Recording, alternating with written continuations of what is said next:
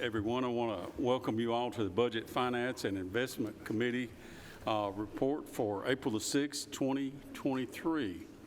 And normally we would approve our minutes to start out. However, we haven't got those together yet, so we'll double them up next month.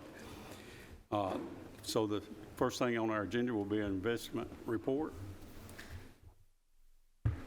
Welcome, Mr. Beatty. Thank you, sir. Good evening. Rates are up a little bit again. Our bank rate is 4.5%, and our LGIP rate is 4.64%. So that's great. I mean, really, really great.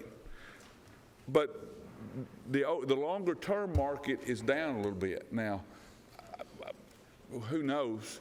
My thought is it may have overreacted a little bit and we may need to see some more upswing, but we're trying to lock in a little money longer term because the longer term stuff is starting to drop. The anticipation is rates will drop somewhere in the future. They probably will. So judiciously, we're trying to take advantage when the market offers us a little bit longer term. So we were actually able to buy a couple of instruments that locked us in for longer term over 5%. So that's kind of what we're trying to do. Just we know we can't beat the market. We're just trying to at least get what the market's offering.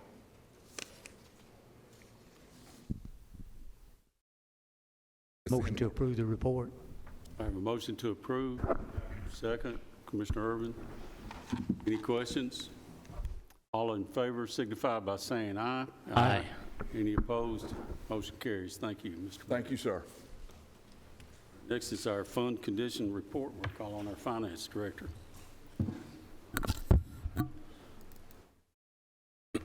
So I have a couple of updates to talk to you all about tonight.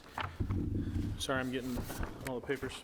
So the first thing that we'll look at is our cash balances, and for the month ending in March, we had $521,604,361.38, with 93% of those being operating funds and approximately 6% being borrowed funds. So cash is up a little bit.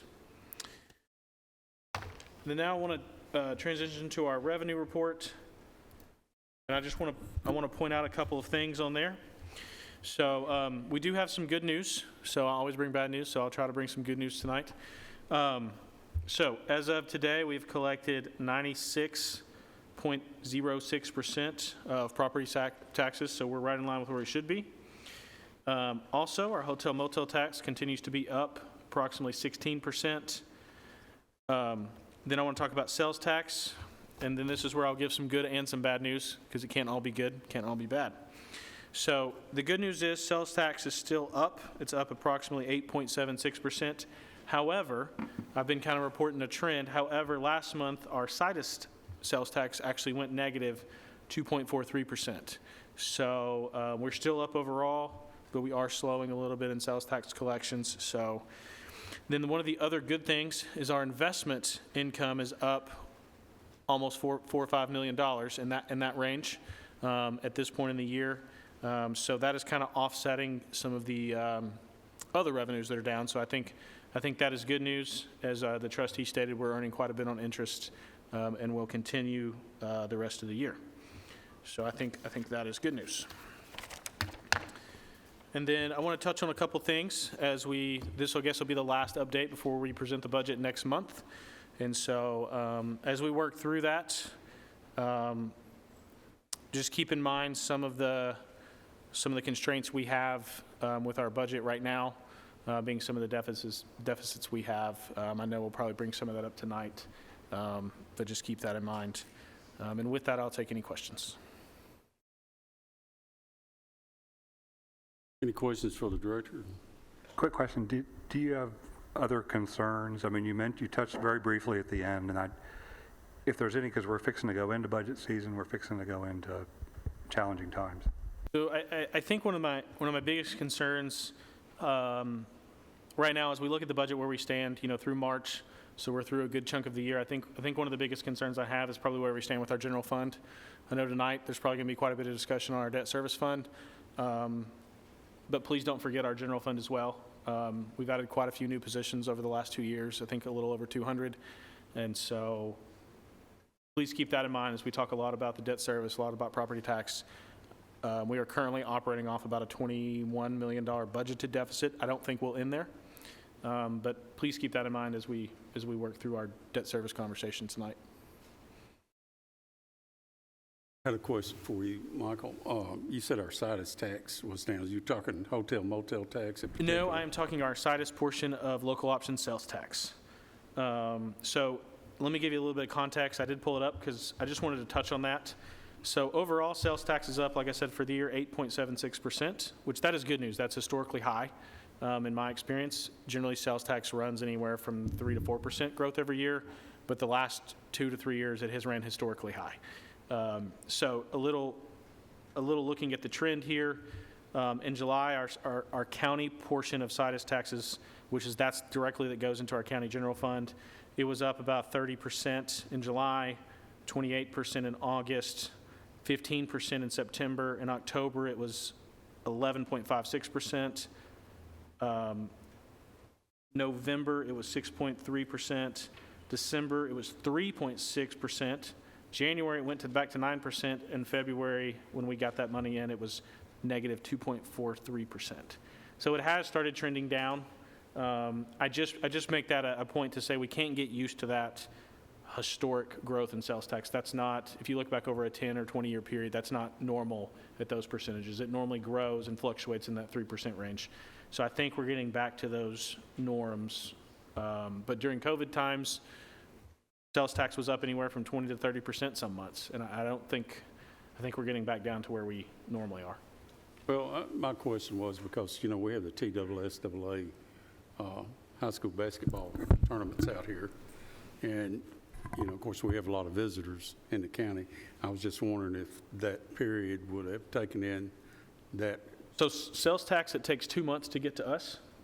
We probably have not seen that. And like I said, hotel motel tax is up a little over 16%. So that continues to be up. So I think you would have seen some of that from the people down here staying in hotels and stuff. But that also takes a couple months to get to us. The businesses here have a month to turn over their sales tax, and the state has a month to turn it over to us. So we're about 2 months behind on when the actual collection was. Thank you. Okay, you've heard the report, I just have Commissioner. one question. Do you see an increase in the wheel tax? The wheel tax was holding steady. I don't have that exact percentage. I can pull that for you here in a minute. But I do, when I went to look at the revenues line by line, and if you'll give me about 30 seconds, I can probably pull that percentage for you.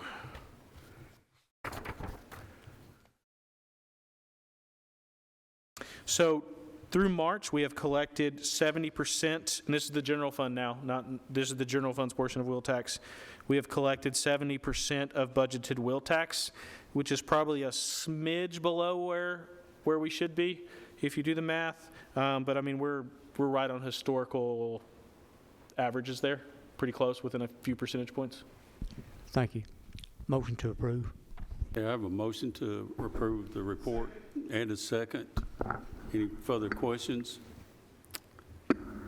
Hearing none, all in favor of the report signify by saying aye. Aye.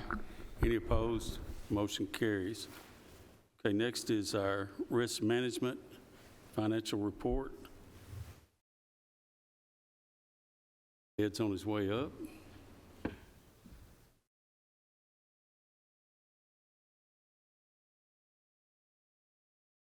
Chairman, Welcome. Commissioners.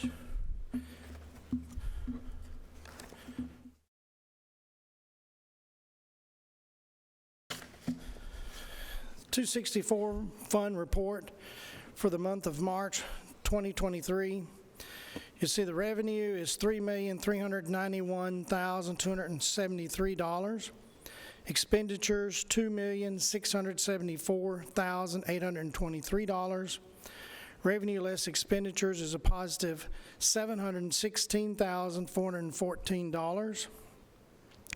For the calendar year 2023, totals, revenue $6,957,165. Expenditures, $11,169,776. Revenue less expenditures, a negative $4,212,611. For the calendar year, for the fiscal year 2022-2023, totals $45,242,005. Expenditures, $52,207,964. Revenue less expenditures, a negative $6,965,959.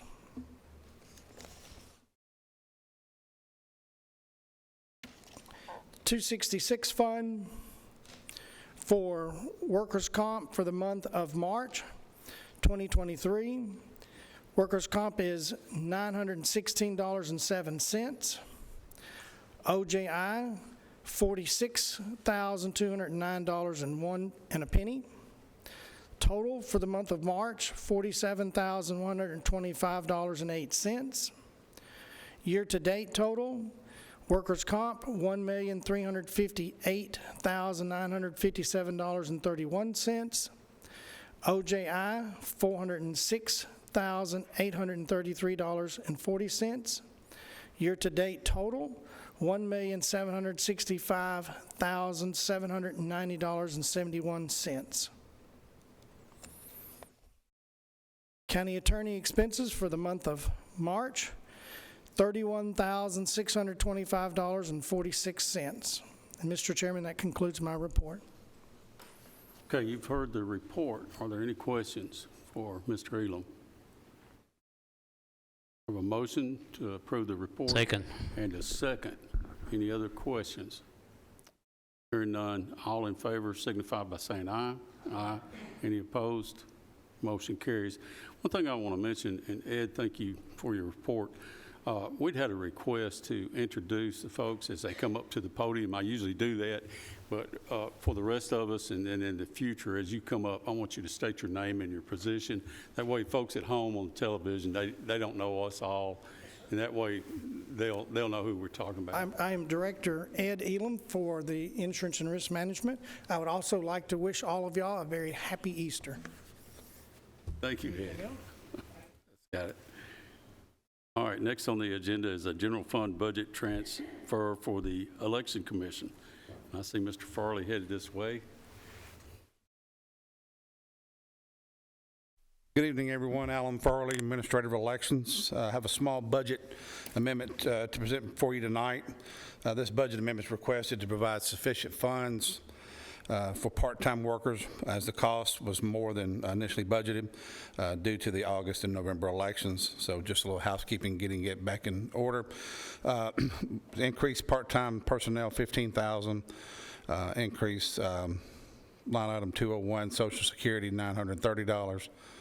Employee Medicare line 212, $220. Taking that from reduction out of line 332, $3,800, $10,000 from line 348 postage, and then also $2,350 from line item 349 printing, stationery, and forms.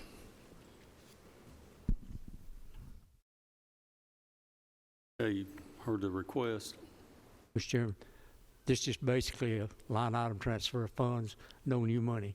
No Motion to money, just approve. taking normal funds. Okay, we have a motion to approve and a second. Commissioner Piercy, any further questions? Call roll, please, Mark. Commissioner Gooch, Yes. Commissioner Harris, Yes. Commissioner Irvin, Yes. Commissioner Johnson, Yes. Commissioner Piercy, Yes. Commissioner Srinio, Yes. Commissioner P. Yes, motion carries. Thank you, Adley. Okay, next is a reclassification of positions in the recovery court.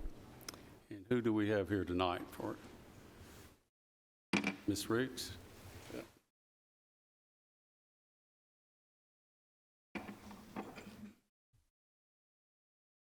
Good evening, Lachelle Ricks from the Director of Recovery Court. So the first thing we'd like to do is request permission to reclassify our peer support specialist position. Currently, it is 2 part-time positions, and we are wanting to make it 1 full-time position. 75% of that will continue to be covered by the recovery court funds, and 25 will be covered by the reentry evidence-based jail programming grant that we have received.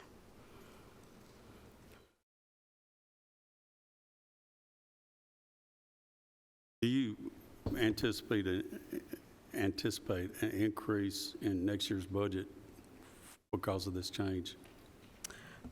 No, sir. Okay. Any other questions from the committee? Commissioner one, sir. Harris. When is the EBJP up? It was a 4-year grant, so it's up in, we have 3 more years, so 20. Good. Yes. Okay. Any further questions? If not, I'll entertain a motion. Motion, Chairman Harris, Second. and a second from Chairman Johnson. Any other questions? Call roll, please. Commissioner Gooch? Yes. Commissioner Harris? Yes. Commissioner Irvin? Yes. Commissioner Johnson? Yes. Commissioner Piercy? Yes. Commissioner Strino? Yes. Commissioner P? Yes. Okay, motion carries. Item number 7, Michelle. The next item, we would like to withdraw. We've reconsidered applying for this grant at this time, and we'll just revisit this opportunity at a future time. Okay, so item 7 has been withdrawn. Okay, and you've got one more, I believe. I do.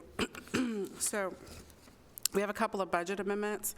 We're requesting to move funds, the first in the amount of $250 from our office supply line 435 to our gas line, which is line 425. We won't be doing those amendments. If you'll go to your iPad, there's only 2 items that are required. Those are not required. Those have been signed off on by the mayor already. So we don't need to see that one at all, Mark? We need to see there's 2 items in there, but not the $250 she's talking about. The mayor already has authority to sign off on those, and that has been done.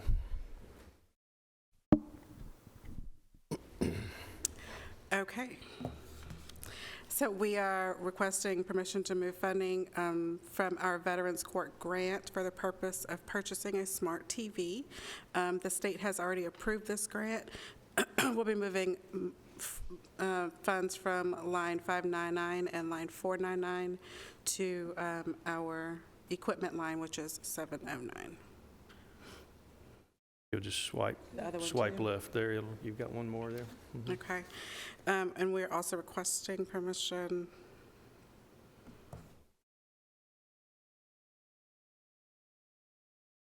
The $2,800. $2,800 to move $2,800 from our office supply line 435 to our travel line, which is 355. It was to cover a bill that we received late, and also to fund some training for some new counselors and therapists. All these are within your budget. They are. Heard the request. Do I hear a motion or questions? This is a 75-25 grant, is that right? Not a grant. No, These, yeah, they're withdrawing the grant request. We're on the budget amendments. yeah, this money out of her existing budget. She's changing from one line item to another on this one. Motion to approve. Thank you. Second. I have a motion and a second. Any other questions? Call roll, Mark. Commissioner Gooch? Yes. Commissioner Harris? Yes. Commissioner Irvin? Yes. Mr. Johnson? Yes. Commissioner Piercy? Yes. Commissioner Strino? Yes. Commissioner P? Yes, motion carries. Thank you. Thank you. Okay, next item is number 9, discussion of the Doors of Hope subrecipient agreement for the Community Development Block Grant. I'm not sure who's going to cover that. Michael, okay. Nick may want to come up here. I'm just giving Nick a hard time. So if y'all remember, this has been, to talk a little bit about the backstory here, this has been on your agenda for a few months. We've deferred it several times. And then if you remember last month, we brought up some concerns some liability concerns from the county. Y'all allowed us to defer that one more month, and for me and Nick to do some research. And based on that research over the last couple weeks, we have met with the state, and one of the biggest concerns was we were originally presented this grant as a pass-through, whereas we were not going to be the ones doing the actual picking the contractor and doing the purchasing. Then that changed. Then we were going to need to be doing that in-house. Well, we have since talked with the state. They have put that in writing that we are no longer going to have to be doing that. It will be a strictly pass-through grant to Doors of Hope, which made us feel a lot better from the liability standpoint of the county. We didn't want to be approving contractors on a piece of property we don't own. So we feel a lot better about that. The one thing that does still stay is we will have to put it, I believe it's a 5-year lien on the property. That will stay the same. Now that is to ensure that if something were to change with this, that the government could get their money back from this, or we could. So what you have on your iPad tonight, you have the grant contract that is on there. You have a subrecipient agreement that would be between Doors of Hope and Rutherford County. And you also have an accompanying budget amendment for the amount of the grant. And Nick is here to answer any questions that you may have on the legal side from him. Me and him both have looked at the grant contract, the subrecipient agreements. We have also talked with GNRC, who we have hired to help us with this grant. And so we have all reviewed this. Mark, or one of y'all, can we take all three of these since it's discussing the same thing? I would think so, under one motion? Yep. Okay. Any questions from the committee? Could you elaborate just a little bit more on the pass-through aspect of it? So originally, when this was presented to this body several months ago, it was presented as a strictly pass-through, meaning that Doors of Hope would have their own purchasing policy that followed the grant requirements. They would put this out to bid on their own, pick a general contractor, do the project, and they would submit invoices to us. We would in turn submit those to the state for reimbursement. Then it changed midway through this process as we were looking through, where based on our consultants that we were working with told us we were going to have to be the ones purchasing. So it would have to go through our purchasing committee. We would have to be the ones picking the contractor, and that put a lot of liability on the county. Not to mention just we don't really have the staff to do some of that. Most of our projects go through a PBA or something like that. So we didn't feel comfortable with that arrangement, so we did more research. We met with several people. We met with the state, and they have since put it in writing for us that we would go back through the original pass-through, by whereas Doors of Hope would have their own purchasing policy. They would put things out to bid per the grant requirements, per the federal government's purchasing requirements. They would pick a contractor, make sure the work is getting done in accordance with the grant. They would submit eligible and allowable expenditures to us. We would essentially cut them a check, and we would be the ones submitting the reimbursement claims to the state. And these are federal funds passed through the state. And the reason we're involved is? So they were not eligible to originally apply for this. It had to go through a county government, and so that's one of the reasons. And I do believe Doors of Hope is here tonight if you had any specific questions for them. Any further discussion?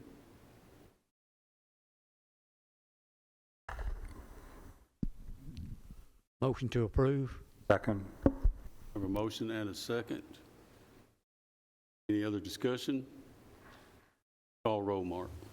Commissioner Gooch, Yes. Commissioner Harris, Yes. Commissioner Irvin, Yes. Commissioner Johnson, Yes. Commissioner Piercy, Yes. Commissioner Shrino, Yes. Commissioner P. Yes, motion carries. Next item, number 10, general fund budget transfer for juvenile detention. Lynn?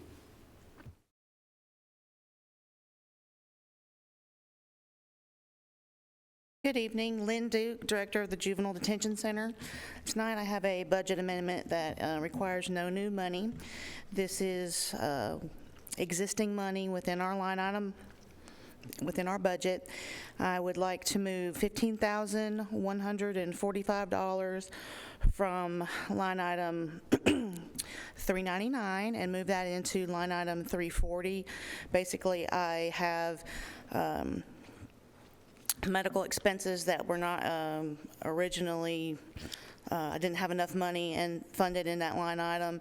The other contracted services is our food line item, which is population-based, so this won't cause us any issues because our population is less than we expected it to be.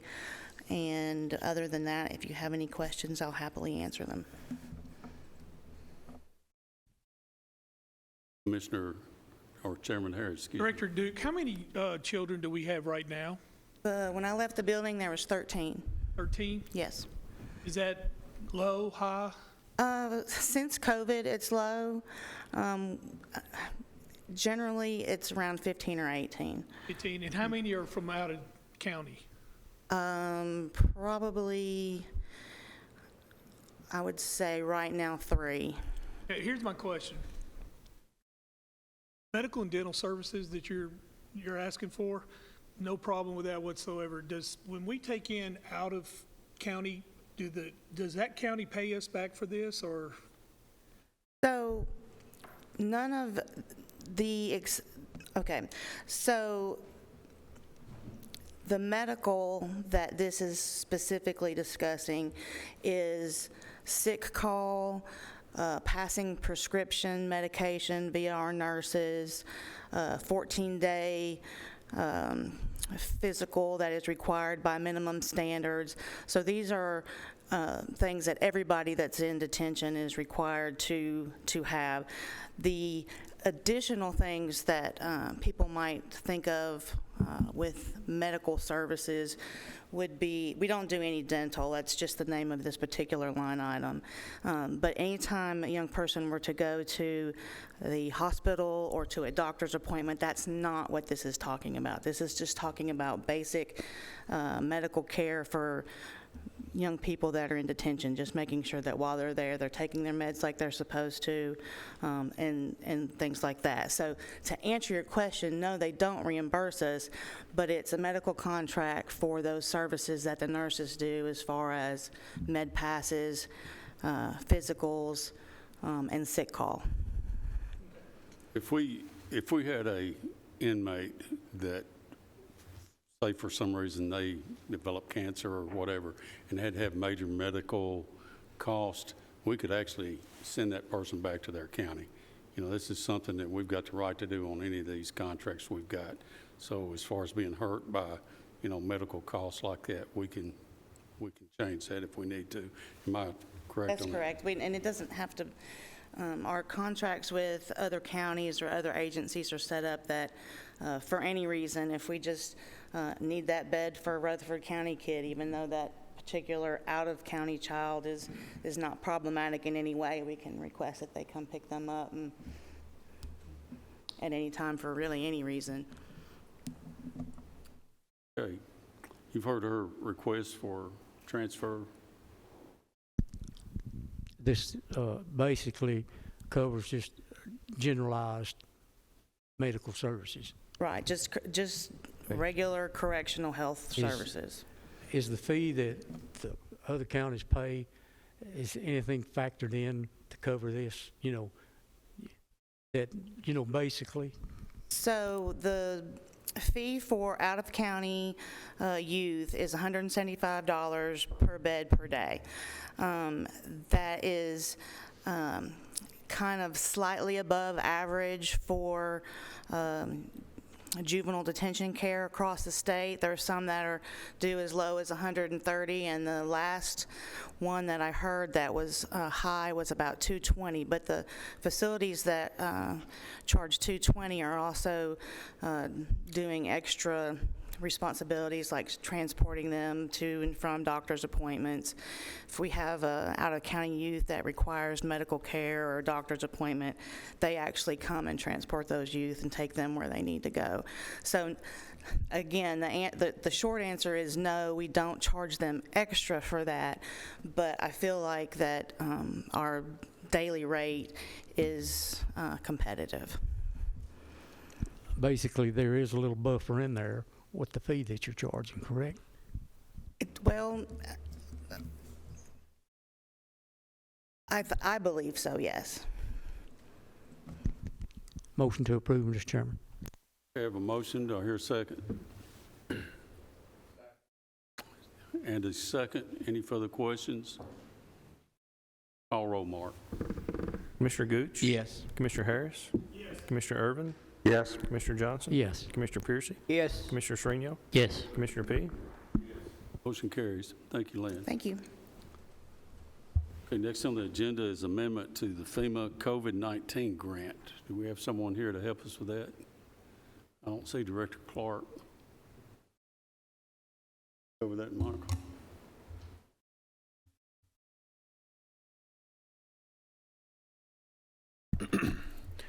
So this amendment is really just increasing our award amount by $15,436.53. This will allow us to claim reimbursement for an additional $15,436.53. That's in addition to the grants that we already had in the past, so that's a good thing. That's correct. It would make the contract amount now $106,196.66. Does that have an end date on when it has to be spent now, too? The end date is January of 2024. And so that was extended. But I believe we've already Yeah, we've actually already spent this that. money. It's This will just- allow us to claim reimbursement Right. for an additional $15,000.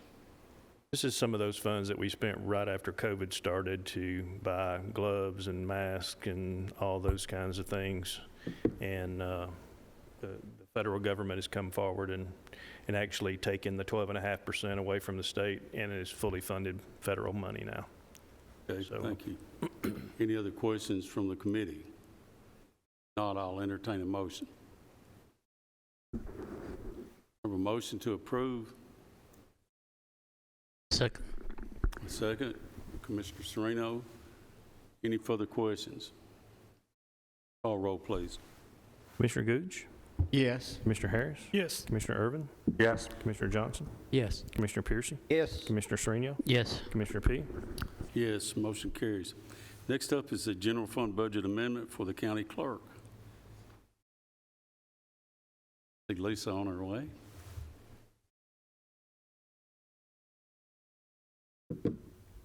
Welcome. Good evening, Commissioners and Chairman. My name is Lisa Kroll. I'm the county clerk. We're requesting $60,000 from the unassigned fund balance to be put into our postage line item, $60,000. And what that is for is to cover us through the rest of this year, through the end of June. And this is due to an unforeseen huge increase in mail. We never anticipated this type of increase in mail, but we have to have this in order to continue our mailing. But please keep in mind, and I'd like for everyone to know, that we do charge a mail fee, so what I'm asking for as in an increase will be turned back over.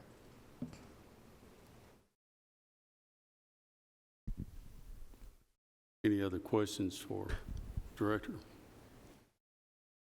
I have a motion to approve Second. and a second. Any further questions? Call roll, please.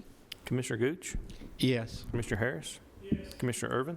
Yes. Commissioner Johnson? Yes. Commissioner Piercy? Yes. Commissioner Srinial? Yes. Commissioner P? Yes. Thank you, Lisa. Thank you. Okay, item 13, general fund budget amendment for human resources. Sonia here tonight? Yeah.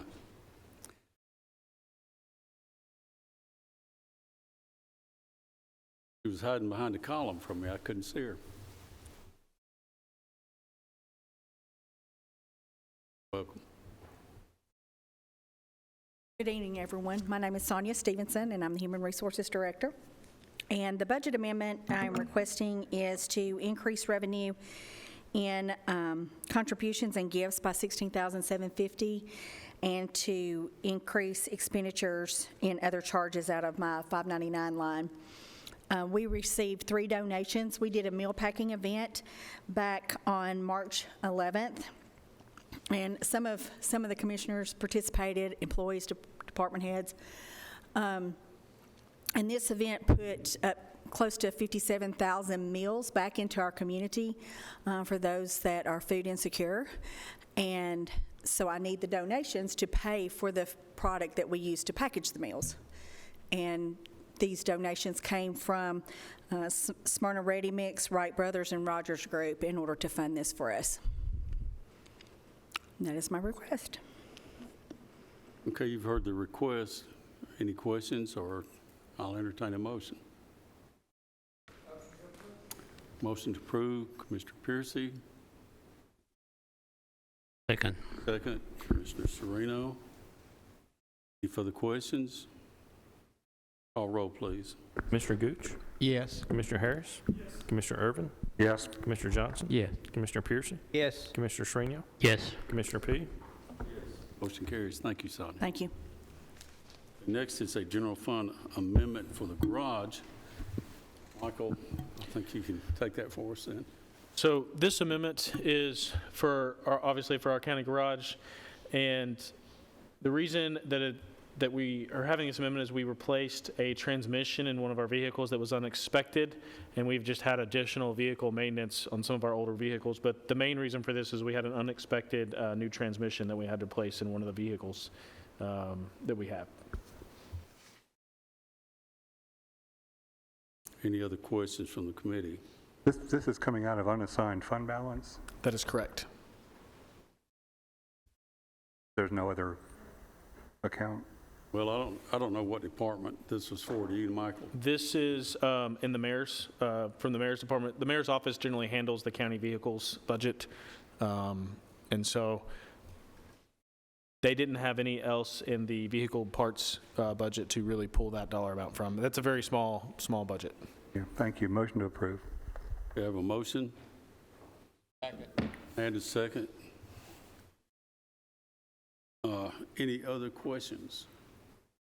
Call roll, please. Commissioner Gooch? Yes. Commissioner Harris? Yes. Commissioner Irvin? Yes. Commissioner Johnson? Yes. Commissioner Piercy? Yes. Commissioner Shrino? Yes. Commissioner P? Yes, motion carries. Okay, next is item 15, general fund budget transfer for county buildings. And Adam would normally be here, Adam Dodd, and he's in the PBA meeting next door right now. He's not able to attend. Anyway, Michael's going to cover this for us. So this budget amendment is to account for increased cost and some additional elevator inspections and maintenance that's been required by the state. Adam is asking to move money within his budget to his building improvements line item.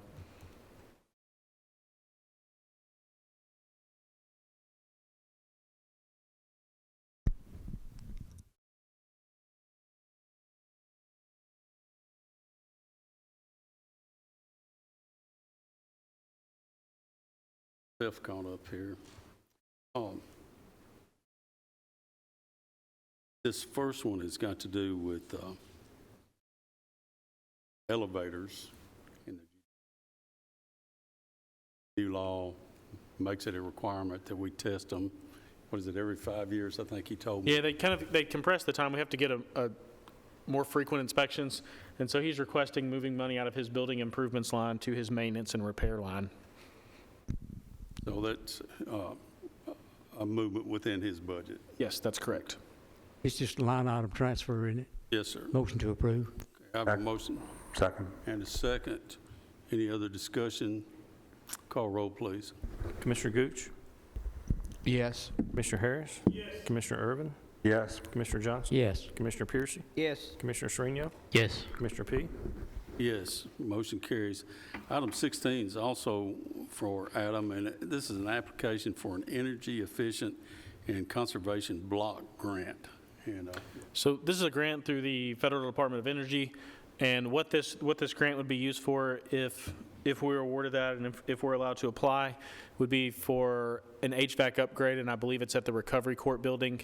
That HVAC unit is having some issues, and so that's what this would be used for. This is a no match grant if we were awarded it, but that is what it would be used for. Actually, I think this is grant money already designated to us. We just have to apply. On the second page, we're already awarded $77,990. Yep.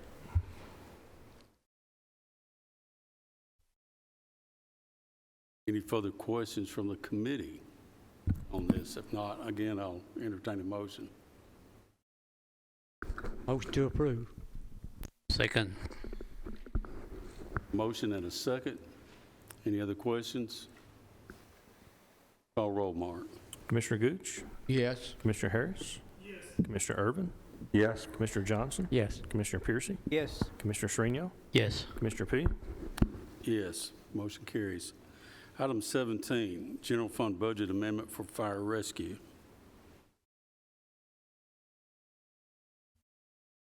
I have a budget amendment to, Excuse me just a second. You weren't here when I made an announcement earlier for everyone to state their name and their position. We've had a request from our chairman that we do this in all of our committees. So basically, just state your name and your position. my name is Larry Farley. I'm the Rutherford County Fire Rescue Chief. I'm requesting $39,984 out of unassigned fund balance. And then I'm taking $46,695 from my budget and moving it to different line items, which I'm asking $37,500 in overtime, and I'm moving $6,679 into Social Security, pensions, and Medicare, $35,000 into vehicle maintenance and repairs, $5,000 into admin equipment, and $2,500 to data processing. The reason we are low on overtime is we hired 30 employees last year, and we had over 120 people apply, and we spent 4 Saturdays running these people through our physical ability test. So that kind of drained our overtime. And then the rest of it is for budget items we need to purchase to open up the 2 new fire stations. Okay, you've heard the request. Motion to approve. Motion and a second. Any discussion? Call roll. Commissioner Gooch? Yes. Commissioner Harris? Yes. Commissioner Irvin? Yes. Commissioner Johnson? Yes. Commissioner Piercy? Yes. Commissioner Shrino? Yes. Commissioner P? No. Motion carries. Thank you. Okay, next item is, we're going to defer, is that right? Item 18, the general fund transfer for That's right. juvenile They court. requested to defer it to next month. That's yes. been deferred. Item 19, the drug fund budget amendment, and I think Vince is on his way up. Good evening. I'm Steve Spence. I'm the Administrative Deputy Chief at the Sheriff's Office. This amendment is to move money from the restricted for public safety and to in-service training and vehicle maintenance and repair of vehicles, requesting to take $25,000 from the restricted public safety, $15,000 into in-service training, and the $10,000 into vehicle maintenance and service.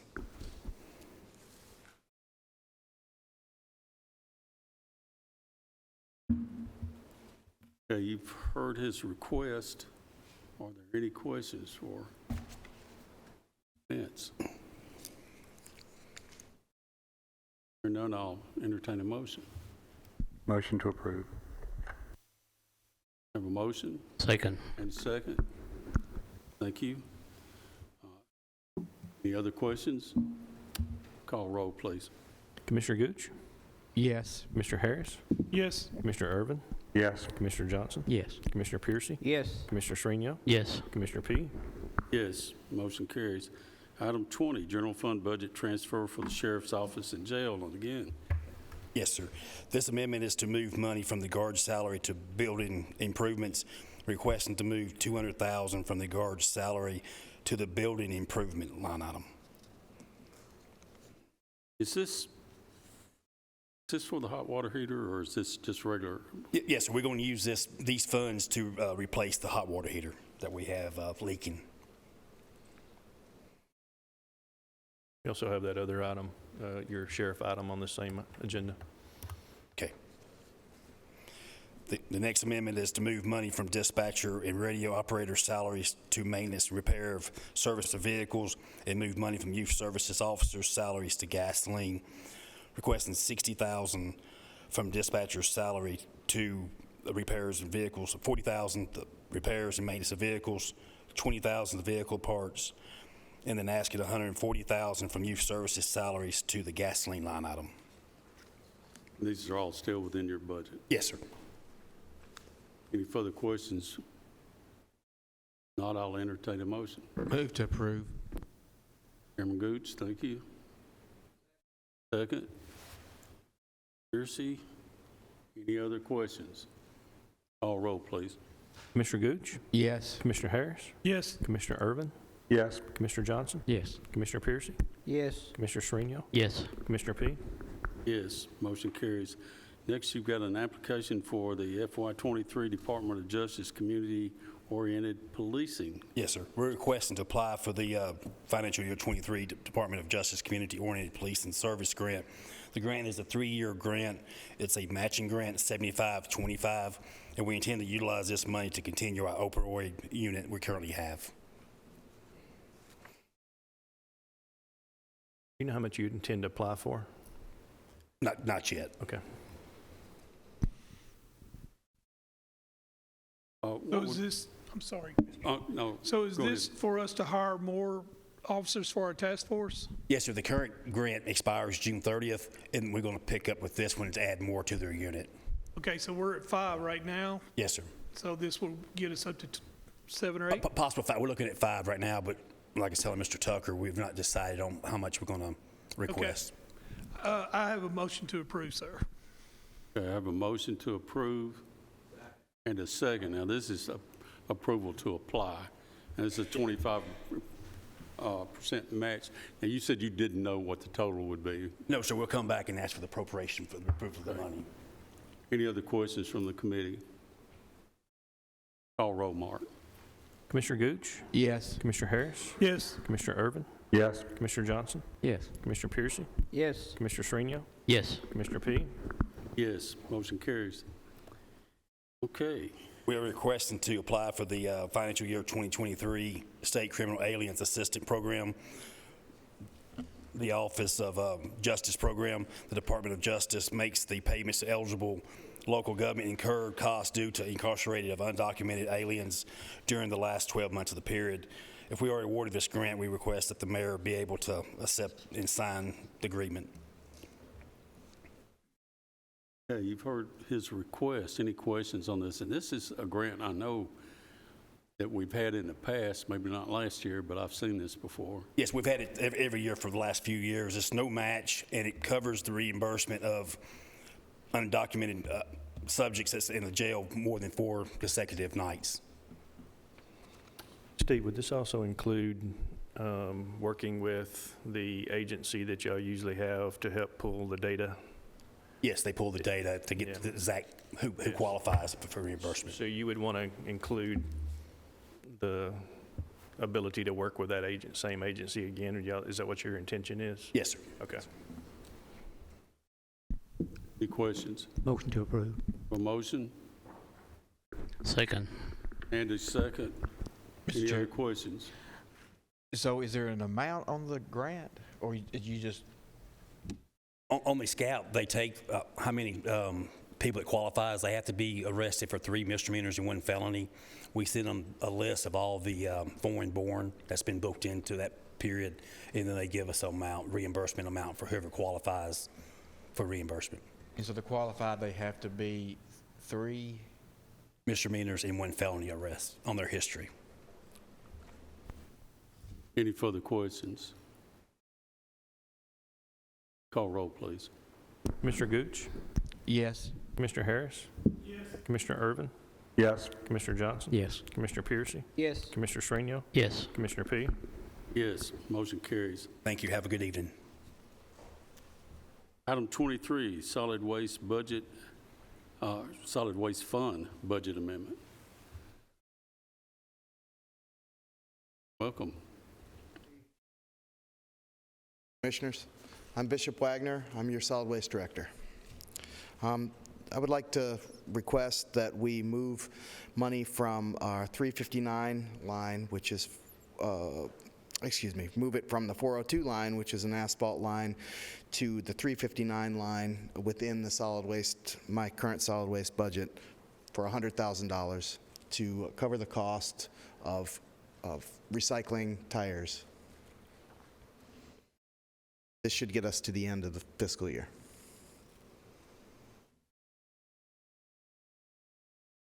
Motion to approve. Second. I have a motion and a second. Any other questions for the director? Hear none, call roll. Commissioner Gooch? Yes. Commissioner Harris? Commissioner Irvin? Yes. Commissioner Johnson? Yes. Commissioner Piercy? Yes. Commissioner Shrino? Yes. Commissioner P? Yes, motion carries. Thank you. Next is item 24, reallocation of archive renovation funding for exhibit cases.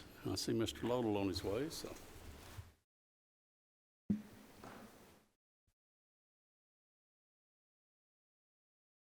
John Lodell, Director of the Rutherford County Archives. I'm also County Liaison in charge of operations of the museum.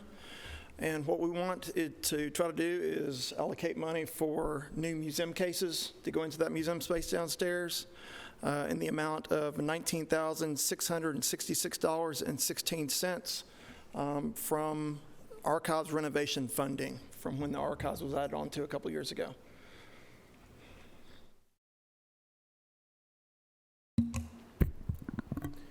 I want to chime in here. When we did that archive edition, there's approximately $72,864 left over from that. That is the reason you don't have a budget amendment on your iPad, is because it's really a change in scope. It's going to stay in our current capital projects fund to purchase these potential exhibit cases. And they'll be going here in the museum, the courthouse. Motion to approve. Thank you, Commissioner Johnson.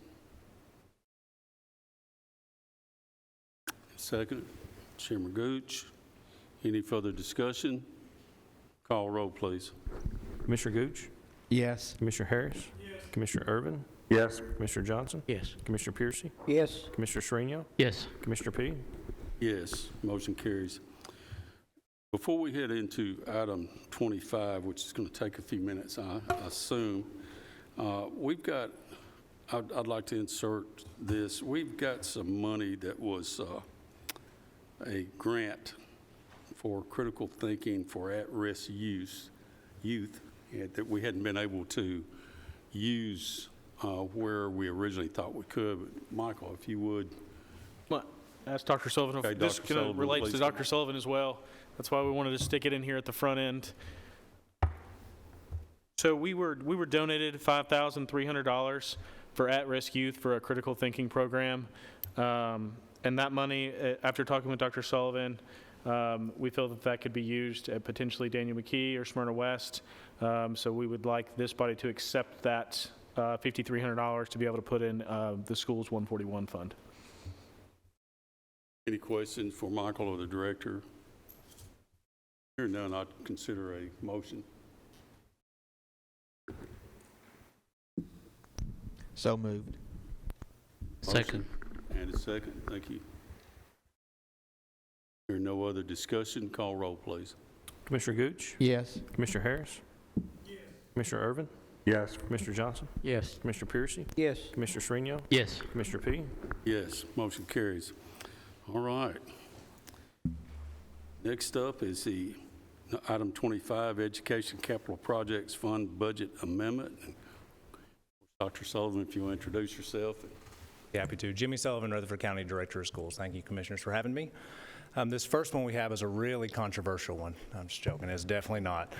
Financial Matters Fund 177 Capital Projects Budget Amendment. This amendment budgets $150,000 from 34,685 committed for Capital Projects Fund balance to Education Capital Projects 99,100 335 Maintenance and Repair Service buildings to replace the fire alarm system at Rocky Fork Middle School.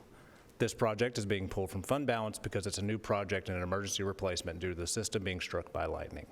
Recommended motion to amend $150,000 from 34,685 committed for capital projects fund balance to Education Capital Projects 99,100 335 Maintenance and Repair Service buildings to replace fire alarm system at Rocky Fork Middle School. Any questions for the director? Hearing none, I'll entertain a motion.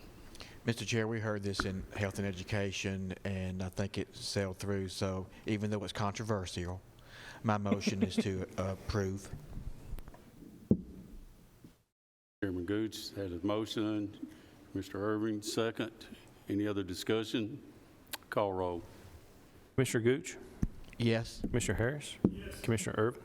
Yes. Commissioner Johnson? Yes. Commissioner Piercy? Yes. Commissioner Shrino? Yes. Commissioner P?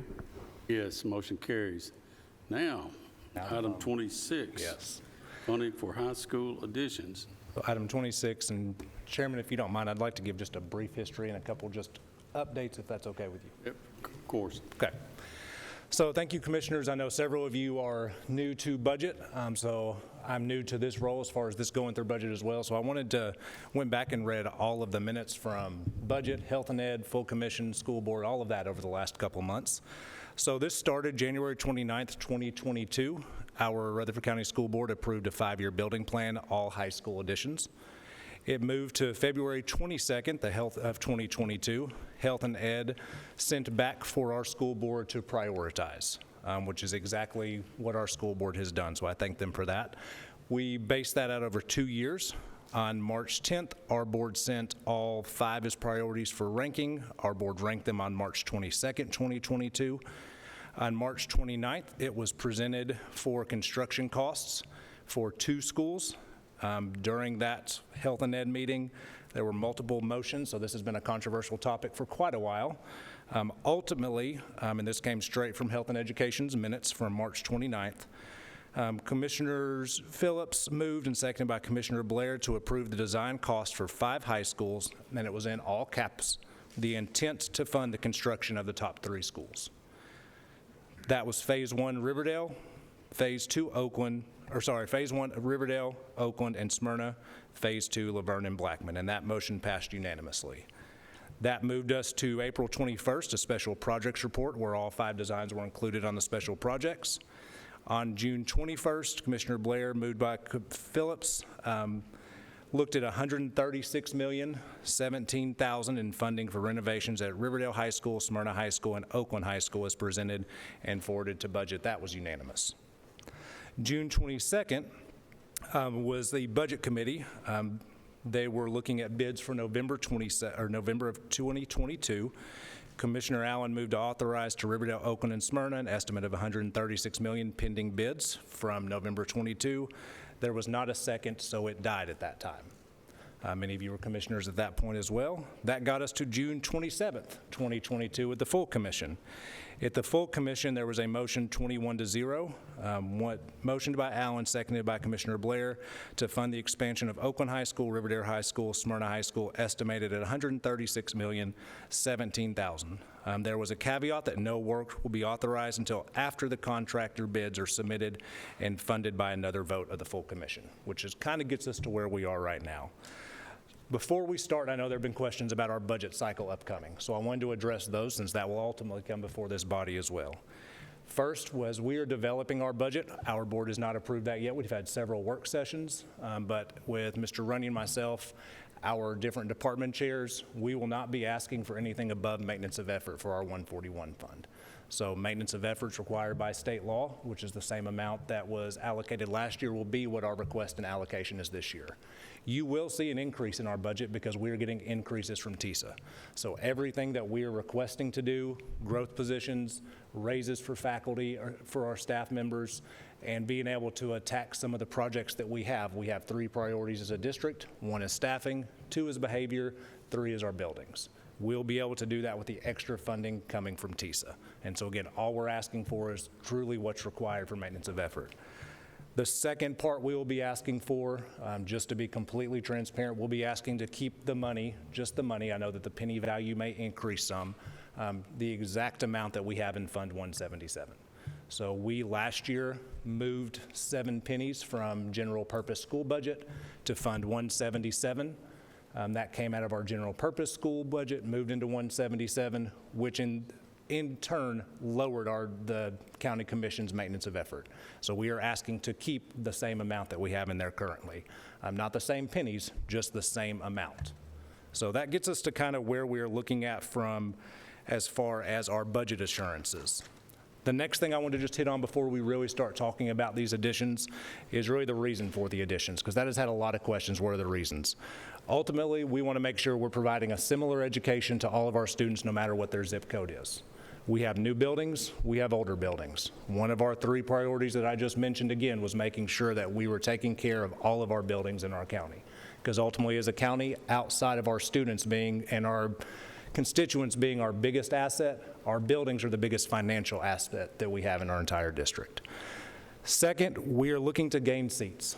It is no secret that we continue to grow. We need additional seats wherever we can put additional seats. This does target some of that. Third, we also want to make sure that we have secure buildings and campuses.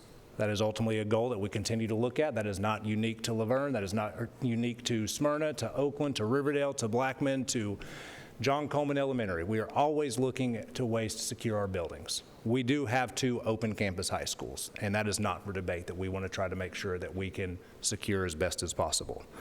So ultimately, before I read these, I do just want to kind of remind that our plea is that we are not asking for extra funding as far as our general purpose school budget goes. We will keep that neutral and add any increases out of TISA.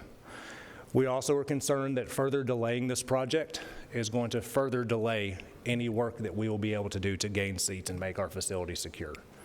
If we go back out and make changes to the amounts, make changes to the projects, we will have to, 1, go back and rebid these projects and go back through the approval process again.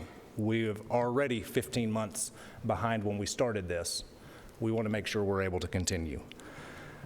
The next thing that I do want to make aware is if we don't move forward with funding, we have to have seats. We will probably be looking forward to come back and ask for additional portables. And so we'll be looking to add additional portables at our building so that we can have seats. I did want to address the extra cost, and then I will read this and be happy to answer any questions. So our original budget that was in June of 2022 was $136,017,000. Those are the ones that were commented in the June 21st Health and Ed meeting, and again, the June 27th full commission meeting. Our request is $156,305,200. That is an increase of 12.979%. That is very close to what inflationary costs have been. Also understanding what our different needs are at our different schools. So I will read the motion and then get into any question because I'm sure we'll have a robust conversation around them. So Board of Education 5-year building program, high school addition request. The Board of Education recently approved the bids for Smyrna High School, Oakland High School, and Riverdale High School additions. Total amount for each project listed below. The total cost for all projects is $156,305,200. You will see construction costs for Smyrna, $30,120,000. For Oakland, $54,880,000. For Riverdale, $49,605,200. For a total in construction of $134,605,200. Construction-related contracts, Smyrna, Oakland, and Riverdale all at $1 million each for $3 million total. Fixtures, furniture, and equipment, Smyrna $1.8 million, Oakland $2 million, Riverdale $2 million for a total of $5.8. Design $2 million for Smyrna, $2.2 million for Oakland, $2.2 million for Riverdale for $6.4 million. You'll see there's an existing roof at Smyrna that is not being replaced at Oakland or Riverdale for $3.5 million. And then you have site design or site work at Oakland and Riverdale at $1.5 million each, for that total again of $156,305,200. Thank you, Commissioner, for letting me do that. Thank you, Director. Now, I don't know about the rest of the committee.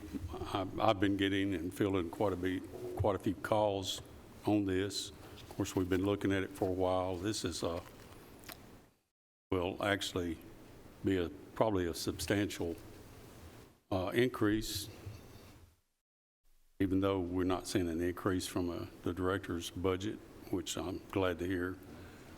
As we work through our budget in the next few months, we'll see exactly what the amounts will be. Michael, I don't know if you want to speak to that, or before I do that, are there any direct questions from anybody from the committee that they want to ask Dr. Sullivan or Commissioner Irvin? You're recognized. Thank you, Mr. Chairman.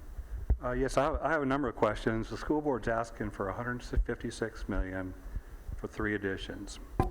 How many classrooms are added to each of the high schools under this proposal? Trey, can you come up with all those details? I know that you have those details much more readily available than I do. Trey Lee is our Assistant Superintendent for Engineering and Construction. It varies slightly due to their current enrollment. The school board's charge to us was to bring the enrollment of all 3 schools to 2,500 and also to eliminate portables. So a large number of the students that would be moving in are already there in portables, so that has to be taken into account. But the average is 25 to 28 at each school. 25 classrooms, how many portables? It varies at each school. Smyrna, 13, Riverdale, 10, 9, but I've got 3 coming. And Oakland has 5. They're all doubles, though, so that makes it, so it's a combination of singles and doubles. Okay, so each addition adds, I had a chance to review the plans and the specs and all, and each of the addition adds about 96,000 square feet of new additions to each high school, and about 25,000 square feet of renovations for Oakland, and 25,000 for Riverdale, and about 16,000 square feet of renovations for Smyrna. Is that right? Yes, sir, that's fairly accurate. Okay, and that includes 2 new auditoriums for Oakland and Riverdale, right? Yes, sir. Any idea what the auditoriums cost? I do not have exact, I'd say between 4 and 6 million. Okay, so like the Chairman P, I've received an enormous number of calls, texts, emails. So I'm going to try to condense a couple questions. Okay, why do we need to add 97,000 square feet to each of the high schools and thousands of square feet of renovations to add so few classes? I'd like to jump in and answer some of that myself, especially since Oakland's in my district. A lot of this has got to do with safety. Those of you that have been on the commission for a while realize that that was the main concern that we had at Oakland and Riverdale. You know, we've basically got an open school over there where somebody could walk up, and especially where we've got classes being passed, but you got students that are clustering in the courtyard there, and it's open air. You don't have to look very far back in the news to Nashville to realize, we were thinking ahead for problems like this. Something else I'd kind of like to point out, since this is a high school in my district, it's been 51 years since there's been a high school built in my district.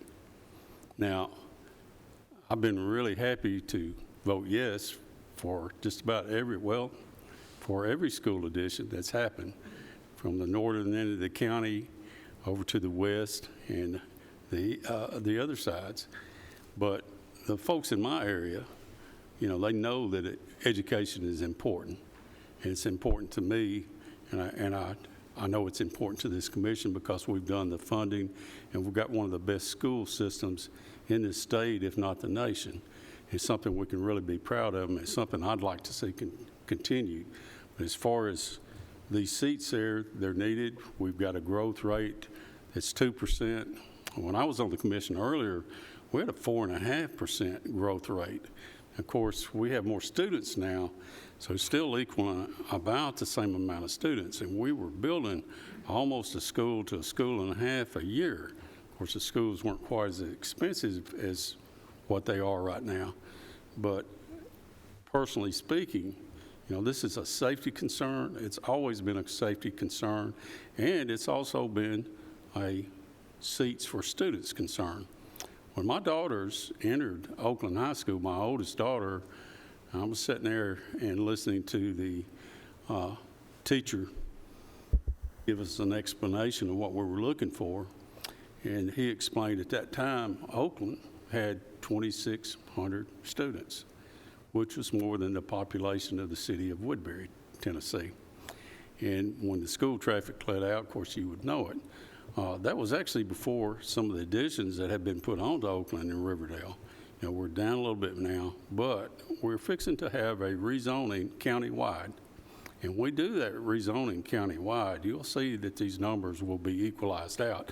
So saying that numbers don't justify one particular area over another, it's really not true, because until we do this rezoning, none of us know.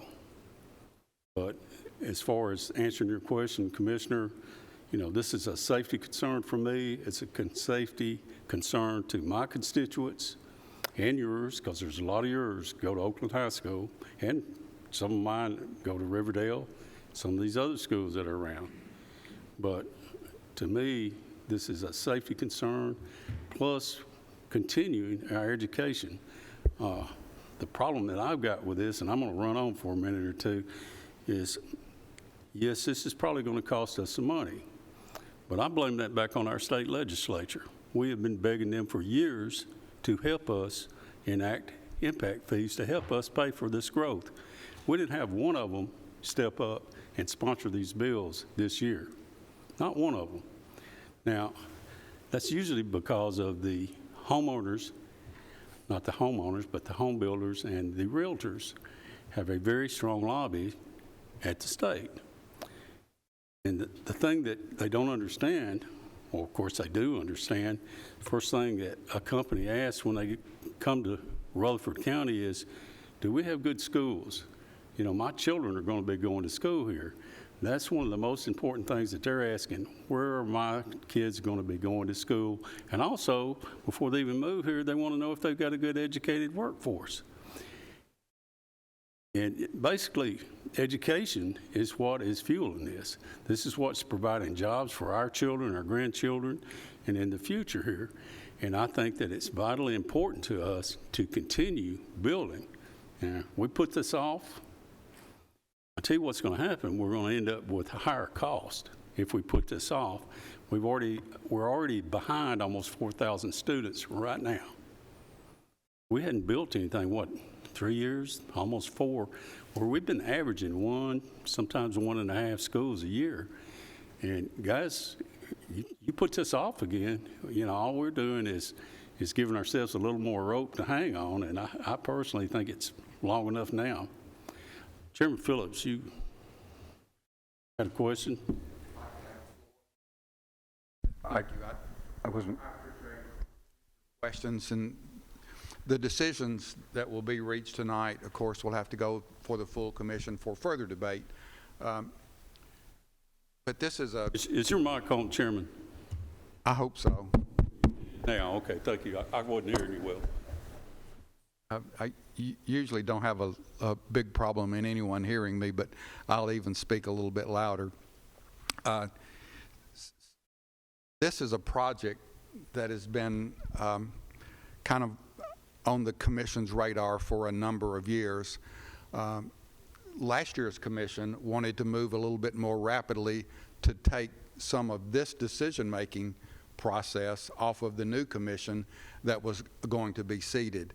A lot of things have changed, and as Commissioner Irvin has pointed out, those things need to be discussed and need to be debated.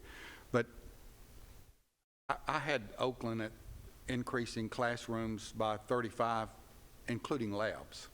So that's probably about right. It's more than 28, it's up to 35.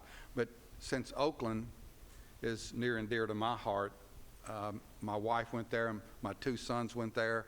I have an older daughter that went to Riverdale, and I attended Smyrna. So all 3 of these high schools are near and dear to my life existence. Oakland, as an example, Commissioner Irvin has 13 separate buildings, and that includes 13 separate buildings for high school. Every student has to go outside every day. With the additions, 95% of those students would be under one roof. perspective, you can imagine the dramatic increase. Of course, it would eliminate portables and add 35 classrooms. This includes science labs. Also, main campus building, if I'm not mistaken, may have improved since I noticed this, or it was brought to my attention, but there is no student handicap accessibility restroom in the main building. Hallways at Oakland and Riverdale both are 9 feet. The new requirements high schools we're building are 16 feet. Some classrooms at Oakland have temporary walls. About that, as far as up to make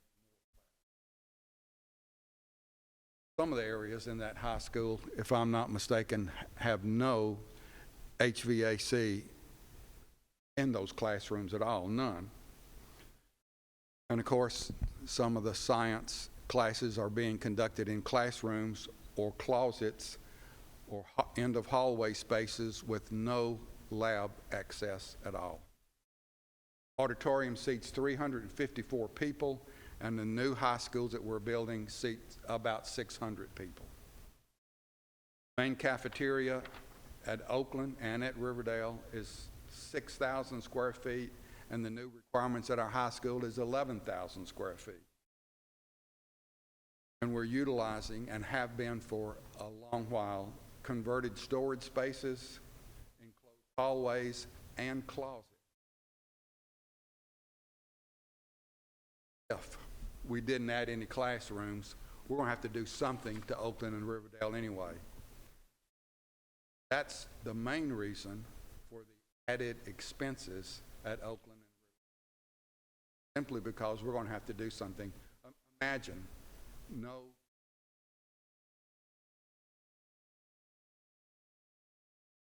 hallways that are too small. Doesn't shed negative light on the decisions that were made in 1972.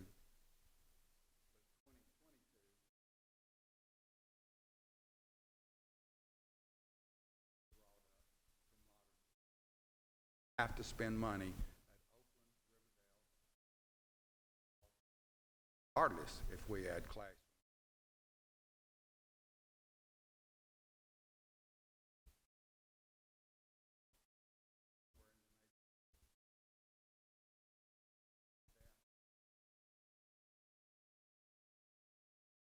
Public Works Tuesday night, looked at additional funding options, and we hope we'll have help on the way when it comes to that. So we may be able to offset some of the property tax increases as we get in. So I just wanted to add to what our chairman had to say. High schools are old schools, especially Riverdale and Oakland.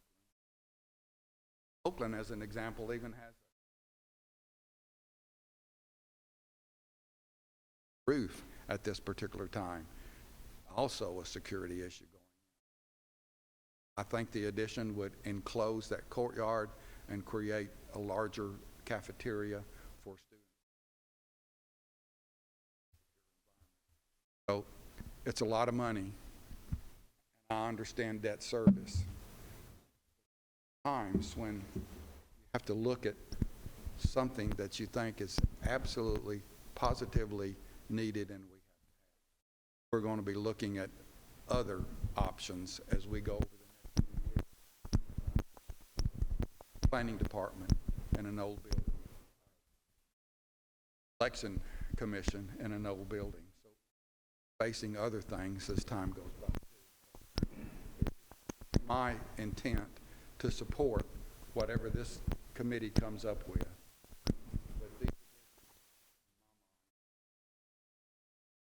We need to serve majority of, I consider a really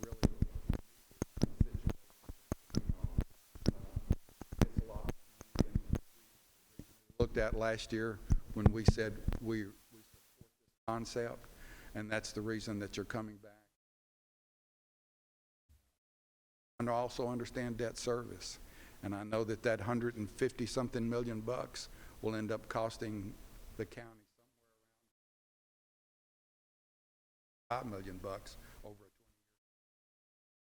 a 20-year time.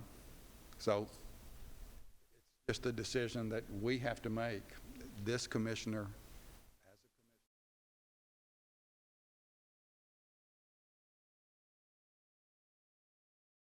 commissioner, I'll also support.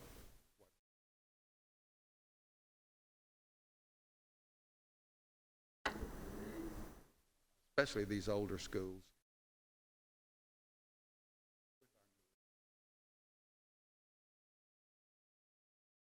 Thank you. Recognize Chairman Harris.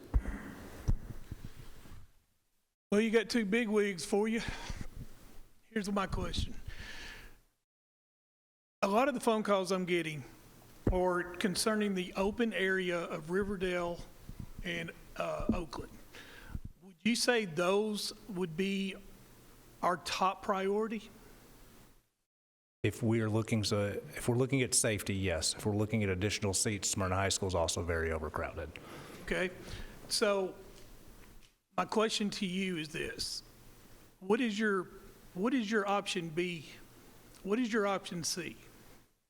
Option B, first, of course, I'm an employee of the school board, so the school board will have to debate what option B would be. Looks like what? We would have to go back to the drawing board and see where we need to start. So you're saying that we had to go back to scrap everything, start rebidding again? Smyrna could move forward unless there were changes to Smyrna's design. If the amounts were changed for Oakland and Riverdale, we would have to go back and start over. Yes, sir. Okay.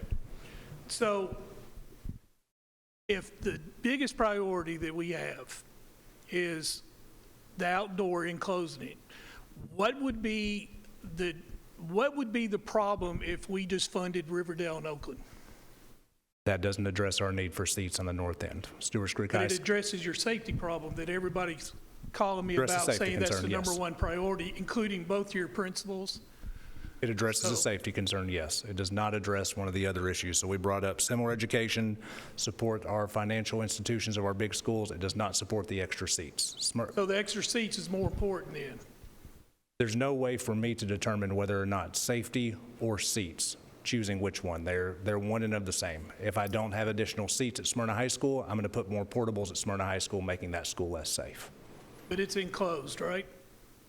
It is, except for the classroom portables that are on the outside. They are not enclosed. Okay, here's my option B.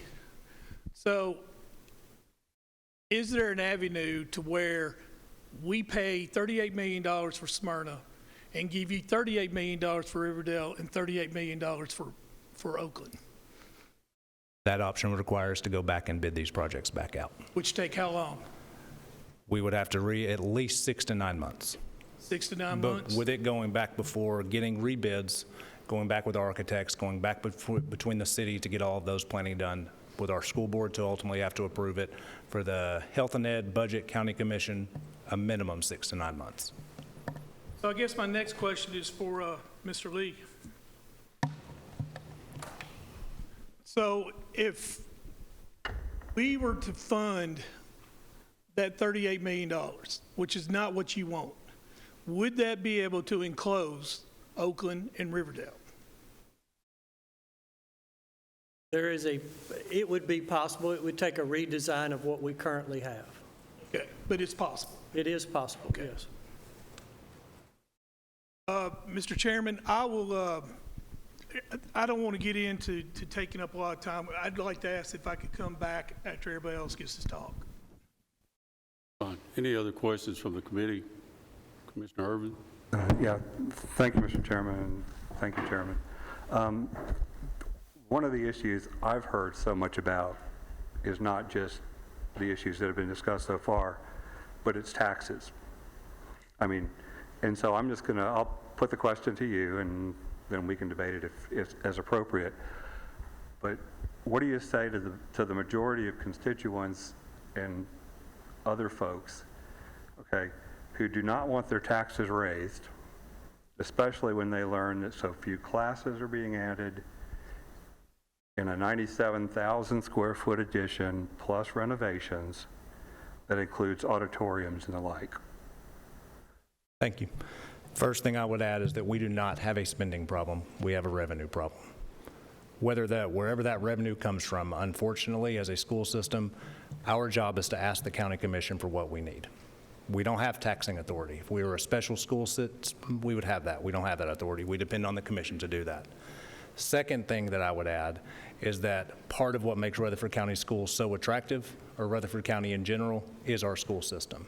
If we don't continue to invest in our school system, Rutherford County schools won't be the Rutherford County schools that attracts people today. My thought would be, if you are looking at districts close to us who used to be a predominantly successful school district, we're very close to their size when they started declining. We currently, as a school system, are funded, we thank the funding that we get, but we are funded in the 100s out of the 147 school districts in the state of Tennessee. We are doing absolutely everything we can with what we're provided. But we're to the point now, we don't have anything else to be able to do with what we've been provided. We continually add students. We aren't asking to add the students. We aren't approving real estate. We're not approving developments. Our students are coming to us. We have to have a place to put them. That would be what I say to our taxpayers. Okay, Commissioner Piercy. In your opening statement, you covered 3 priorities. Can you recover those? Yeah. Our 3 priorities, and these were set by our school board back in October: salary and benefits for our staffing.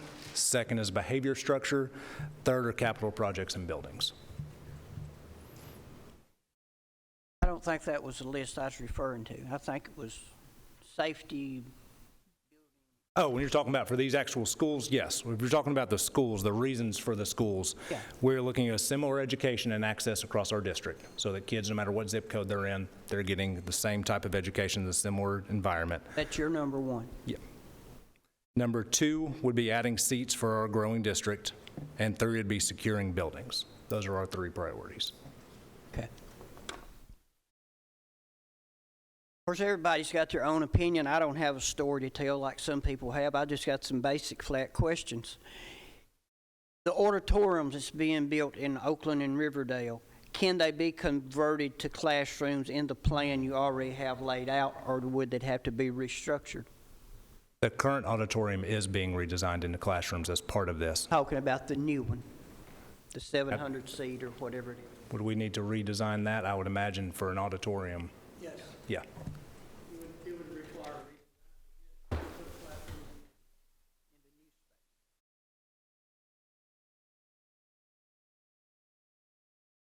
There, in that square footage, you could put classrooms in that square footage, but the auditorium would go away. Do you have just a rough guess of how many classrooms you could No, place sir, I in it? don't. How many square feet's in it? I don't know that answer. You don't know the answer. How many square feet's in the new auditorium? No, sir. Okay. Is any of the money that's being put forth for Oakland and Riverdale to work on the outside security of the building? Outside security of the existing building? Yes. The answer would be yes, because by tying these 2 buildings together, you're increasing the security. Also, we're adding completely the children that go to the back buildings that are currently open air. We are providing a hallway that is inside the building, so those students will no longer be traversing outside. So other than going to the weight room or something like that, all students will have access to all buildings without having to go outside in the elements. I was really referring to security measures. Well, that would be considered a security measure by getting the students back in an enclosed facility and not in an open environment. But we really don't need to talk direct about it, but I'm referring to locks that can be locked inside and outside. Yeah, they're inside locks, yes, because it's an enclosed hallway. I'm talking about on the existing structure that's there today. The existing structure that's there today, we've been working on the exterior of those buildings through the Capital Projects Fund for the last 3 years. One of them, I was told, has 185 doors, external doors, that has to be locked from the outside. Is that correct? They are locked, yes. That's a state law that's now passed, and all I schools are didn't that ask way. if they were locked. I asked, did you have to lock them from the outside of the building? Most of those doors can't be locked from the outside because we've removed the locks. They're dummied. They can only be locked and unlocked from the inside. My concern first is safety. My second concern would be moving those children out of the portables. My third concern, and it would be a distant concern, would be improvements to the buildings when we have a safety issue and children in the portables. To me, that would come first. I may be a lone ranger, but that's how I look at it. To spend the money to build classrooms, to get them out of the portables, to spend money to secure those campuses, that would be my top priorities. I can support those two ideas, but I can't support the entire package when we need the money somewhere else. You get these additions built with more classrooms. When they get finished, you empty your portables, you're going to have more kids coming to go back in your portables. So you're really not building them big enough to start with. So, you know, I know you've got to repair buildings. I went to Oakland. I was like third or fourth class, graduated out of there. And I know it's a great school. It was portrayed a while ago. It might be about to fall down, but it's not. It was built well when it was built, but it needs repair. But I'm not going to say waste the money, but we're dealing with a small pot of change to try to cover all our expenses that we're looking at in this year's budget.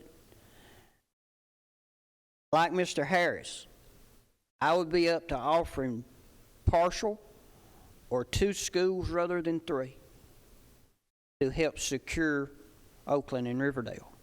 But to do it all is a great big step. And I know you need it, but people are going to have to realize the money's really not out there, you know, and we have hope of maybe some help coming from what Mr. Phillips was discussing a while ago, but you can't count on what you can't hold. So I'm not counting on that. I'm counting on what the poor taxpayers are going to push in here. Right now, that's my thoughts. I'll be quiet a minute.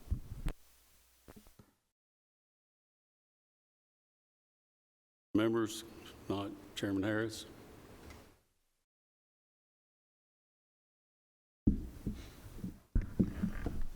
You done, Wayne? You need to go? Okay, Gooch. Well, I would like to hear from the finance director as far as everything that's coming to the debt service this year, and just generally speaking, what does that mean to the tax rate? Because I think what we're having to balance is, and I've been hearing, you know, both sides of the argument, but the safety is a grave concern for me. It's upgrading our older buildings is a very good concern for me, and equality. And you may say, well, this auditorium only seats 300, and all the new schools get 700 seats, and but we don't have to do that. Well, I think I'd rather do it right and do two right if we have to make that decision than to cut their budget in half or 2/3 to make it, you know, just fit. I'd rather do it right, get everything they need. But what can you add to the conversation, Mr. Smith, about what this means to the tax rate inside the debt service fund?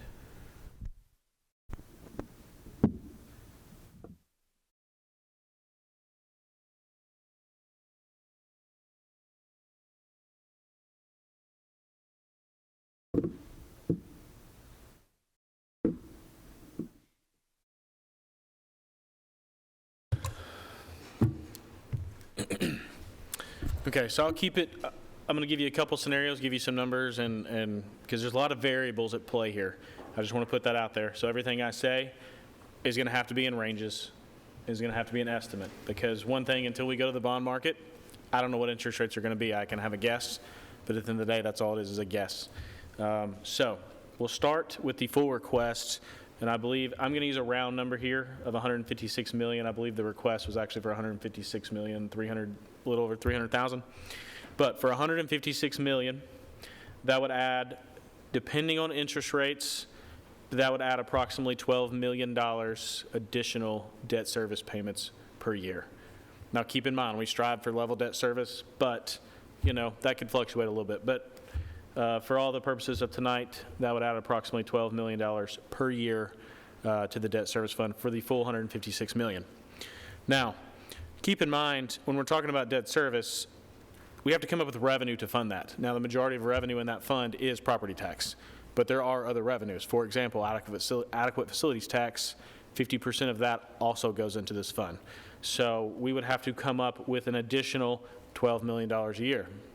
Now, as we've talked about at previous meetings, adequate facilities tax has not grown tremendously. You know, it stayed very status quo. That's one of the reasons this body was working on an impact fee. But that 12 million in pennies would be approximately 8.5 pennies. Now, keep in mind, we don't know what the penny is going to bring exactly next year. Currently, the penny brings a little over $1.4 million. So that's about 8 to 8.5 pennies to cover that 12 million. Now, also keep in mind, you have a $10 million budgeted deficit in our debt service fund as it stands today. I do not think we will end there, but that is currently the budget that we are under. That 10 million would be approximately 7 pennies at that $1.4 million per penny. So that would be approximately 15 pennies. Now I can put that in a percentage for you for the property tax rate. That's right around 9% increase.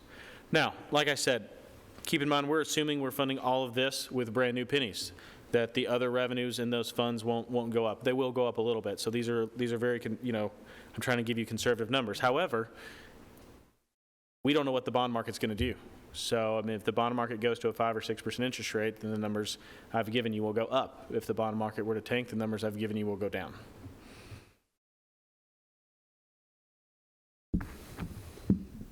Does that help with the current scenario? And I can go into other variables, but that's the numbers I was given here.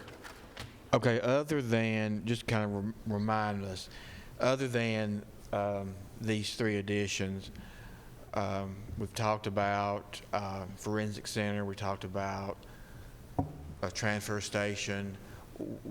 What else is on our plate? So I think there's an additional 3 things in addition to these high schools, and I'm going to try not to speak for Dr. Sullivan, but I do know they are considering an elementary school at some point next year. I believe they're in the process of purchasing a piece of property for that. And the number I've been given, and you're going to correct me, you were trying to correct me if I'm wrong, was approximately 60 million for a new elementary school next fiscal year. I believe their tentative plan is fall of next budget year of 20. Right. And that includes the split with the city school system, Yes. 60 million. So in addition to that would be a transfer station, and I believe the current number that I've been told for a transfer station is somewhere in the neighborhood of $18 to $20 million. And the forensic center would be $6 million. Now I can tonight on the fly, I can run what the tax, what the increase of debt service would be for all of those if you would like. But just tell me what variables you would like me to run on. So all of those include just the debt service fund. The other thing that is looming out there, looming large, would be our general fund that I mentioned at the start of our meeting tonight. That fund is currently operating in a little over $20 million deficit. Like I stated earlier tonight, I don't think we'll end there. I think we'll end somewhere better than that, because that's assuming all positions are filled all year long. We spend everything to the penny, which we have never done historically. But those numbers I gave you were just for debt service. So on the new elementary school, would that money be borrowed in this coming fiscal year? Well, I think depending on what this body does tonight, you're going to have some options. So, and the reason I say that is, yes, next fiscal year, but they may request it in the fall. It may not be advantageous for us to go until the spring. So it would be next fiscal year, but not this not this calendar year. I recognize Dr. Sullivan. And so I respect the conversation around schools and selecting them. I would also just like to remind everyone that we've already ranked our schools. We've already taken the 5 priorities and ranked them down to 3. Our choices, or our school board's choice at that time, was Riverdale High School, Smyrna High School, Oakland High School. So if we're asking us to go back and then knock out another school is going to, I understand the position the commission is in, but we're going to get further behind on this trail. We will not be adding seats to the north end of the county, where we have our largest high school of Stewart's Creek High School. So I just wanted that to be noted.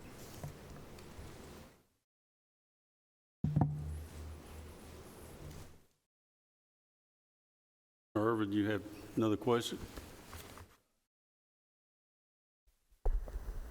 No, I believe I've asked my questions. But just to, I think we're waiting on a tax calculation. What number would you like me to run? I'm sorry. Well, if we With everything together, is that what you're asking me, or? Well, for my I'm not sure what, that was really Commissioner Gooch's. Well, for my line of questions. purposes, I'm sorry, for my purposes, he already ran the numbers, and I'm satisfied that those numbers are correct. I don't know that we're satisfied that we know everything that's coming in. In other words, we don't know how much that penny's going to be. And so there's a lot of unknowns, though we have an idea, but we just don't know exactly 100% where we are. And that's fair. I'm trying to understand also, how does the potential funding for the elementary school work? So, like, for example, if there were to be a request, we would either go to the bond market twice, or would we build it in? How would that work? I'll leave it to you. So a couple things with the elementary school here. I believe Dr. Sullivan said that $60 million included the city split in their budget. So keep in mind, out of that $60 million, we're going to share approximately 15% with Murfreesboro City Schools right off the top. That's because it's an elementary school. But how that would work is, depending on what this body decides tonight, if they come to us in the fall and say, hey, we're ready, we've got an elementary school designed, just like they're doing tonight with these high schools, we'll have a couple options just as you do tonight. So we could do an interim funding resolution, which is what I'm going to recommend tonight if this body were to want to move forward with the high schools. And then that would put us borrowing sometime potentially in the spring. You could go borrow in the fall if we wanted to, depending on all the market variables, if we thought it was advantageous to do so, which would put us borrowing twice. But those are kind of your two options. And I will tell you tonight, if this body wishes to pass this on to commission, my recommendation is going to be for an interim funding resolution that we would bring next week. And that would give us time to discuss if the county commission or this body would like to tack on anything for the forensic center or the potential transfer station. I guess 3 questions come out of that. The interim funding mechanism, could you walk us through? So and then also, I'll just go ahead and ask the other 2. Is there a mechanism for, we've kind of talked around this a little bit, but for a financing contingency of any sort, and has there been a legal review at this point of what's been done so far? Okay, so I'll try to touch on all 3 of those, and if I miss one of those, I'll be glad to expand. Let me touch on the last 2 first, because they're the easiest. So yes, we have met with our bond counsel. I've met with them twice now. I've met with them actually last Wednesday after the Health and Ed Committee with our investment advisor and our bond counsel to advise on options. And they all feel very comfortable with the options that I've presented tonight. I think you asked about a contingency. If you're talking about a contingency based on interest rate risk or something like that, The answer is no. Now, one of the reasons we try to keep a healthy fund balance is for that reason, so that a small increase or decrease in a bond interest rate or something like that, a small fluctuation in a bond payment or something like that should not affect us, wouldn't stop the project going forward. So that's one of the reasons we don't budget. We don't have a $0 fund balance in our debt service fund, so I think we would be protected there. Bar something out of our control. And then you asked the first part of your question. Can you repeat that to me? So the interim funding mechanism is exactly what it sounds like. We use other cash that we have on hand in our debt service fund to cash flow the project for a few months while we wait to go to market. Because there is a 20-day waiting period, even if we went today. There's a 20-day waiting period, and there's usually a 30 to 40-day window between, and that's moving pretty expeditiously, before we would actually get cash once we started doing all the paperwork and stuff like that. So my recommendation would be an interim funding resolution for approximately maybe 2 months or so, 2 to 3 months, and it's really not a time frame, it's more of a dollar amount. One of the things that our bond counsel and investment advisor that we spoke about was somewhere in the neighborhood of $25 to $35 million, which would hopefully get us through the first 2 to 3 months worth of pay-apps.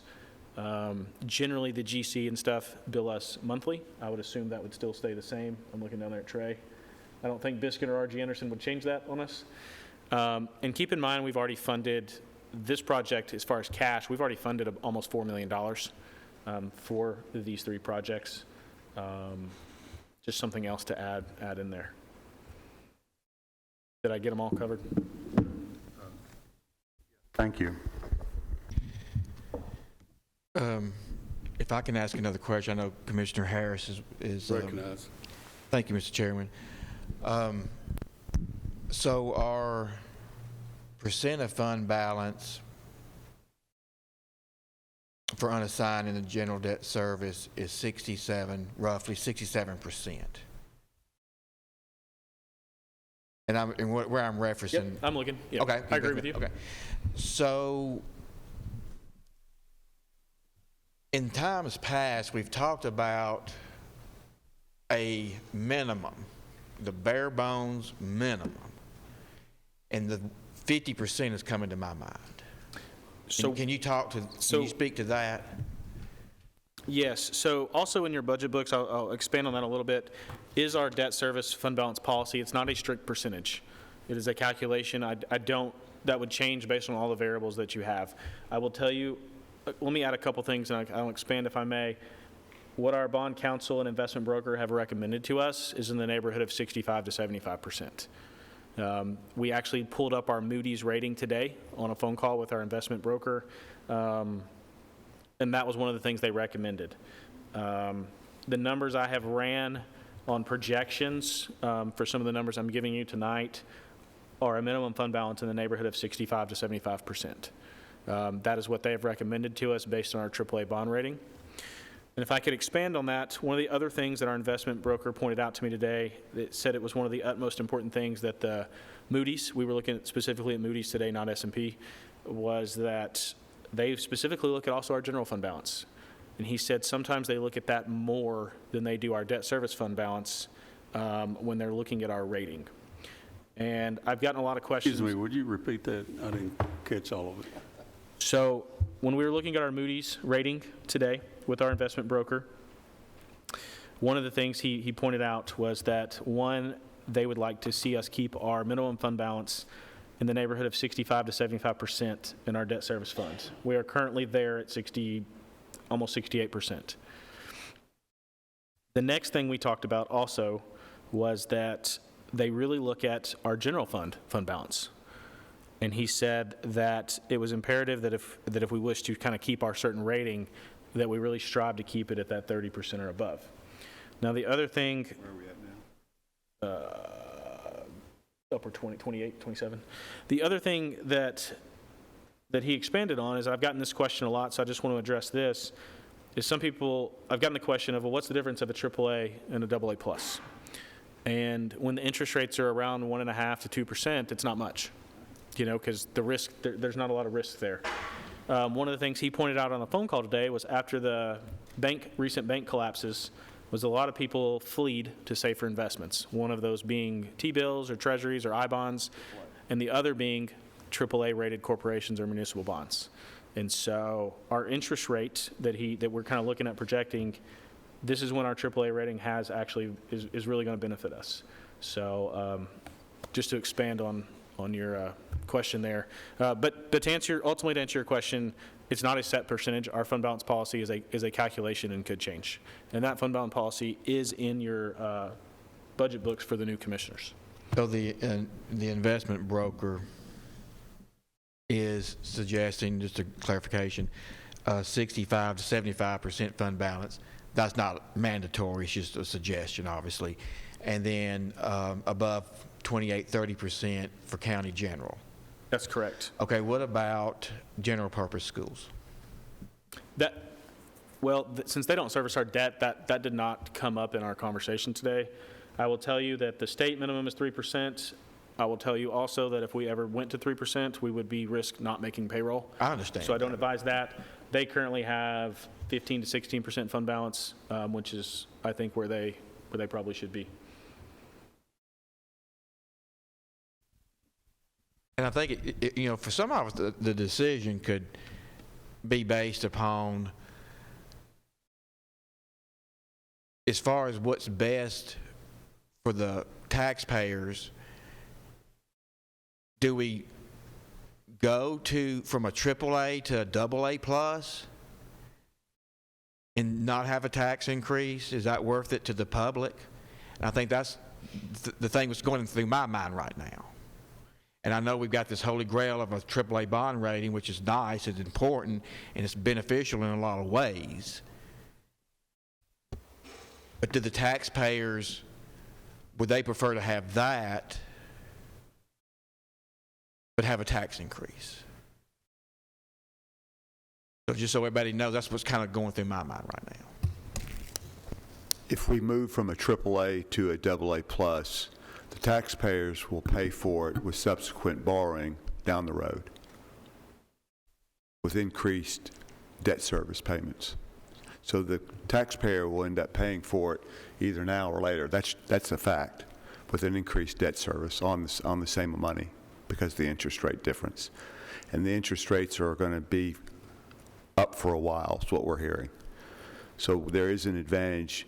The time and effort spent to get to this AAA has been significant. It's not been months, been years in the making. We're getting to the point where we're getting to, I think, reap the rewards of that effort because the interest rates are coming up and they're going to stay up. So you're right that we do have a decision to make in that regard. But my perspective is the effort, because interest rates are up, are now being monetized, and it's something I think we should carefully consider. Let me add one thing on our Moody's report. They went all the way back to 2013, so they looked at about a 10-year history, and I was told that if we were to lose a AAA, that it would be harder to get it back than it was to get it the first time because they look at the track record. And so in talking to him, I mean, there's no guarantee we'll lose it. No, that is correct. I mean, they look at a number of things. I'm looking at the ratio report here. They look at everything from our revenue, cash reserves, all of that. Now, I will say, you could dip in to cash reserves. I will say, though, based on the dollar amount that we're looking at over the next 3 to 4 years, I'm not saying there has to be a tax increase. I am saying there has to be some sort of increased revenue for cash flow. And I keep having high hopes that, I know we didn't have success in the General Assembly this year, but I still have high hopes that maybe this summer heads could get together, determine what else is out there that could support capital projects for the county. I mean, the county is an extension of the state, and the state is responsible for education, and they should assume a little bit more responsibility for building buildings to put our students in. And I see that, well, we're going to have a month where people don't have to pay sales tax on groceries. All right, that's fine. but could some money, not for this rainy day fund that's bigger than life itself, help pay for some of our schools, to build schools? So I guess I'm just trying to say that, you know, the Biden inflation, and now we're looking at raising taxes on top of that. And so I guess I want to do everything that we can do to hold off on a tax increase right now and maybe buy some time to figure out other options that we can get from the state. And that's just where I'm coming from. And so what I'm going to do is, I know Commissioner Harris has got a few more things to say. Oh, there you go, okay. And then I may come up with a motion. Recognize Commissioner Harris. Well, I mean, this is tough. I mean, this is tough. You know, one of the things that I'm looking at, and I'm getting off a little bit, and I apologize, Mr. Chairman. You know, we got a transfer station we got to talk about. Now that thing might have to be put on hold. And I'm just saying that's my thinking right here. It's not all just you. I mean, I'm not trying to just come down on you. I am for funding all three. But that's just based on how the room's going. You know, that ain't how it's looking. So I'm going to refer back to Trey because I know he has a motion. So thank you. Well, I'm just going to throw this motion out there, and I'm not saying this is how it will end, even if it is approved, but it's a starting point. So I'm going to move that we accept. Let me find it again. I'm sorry.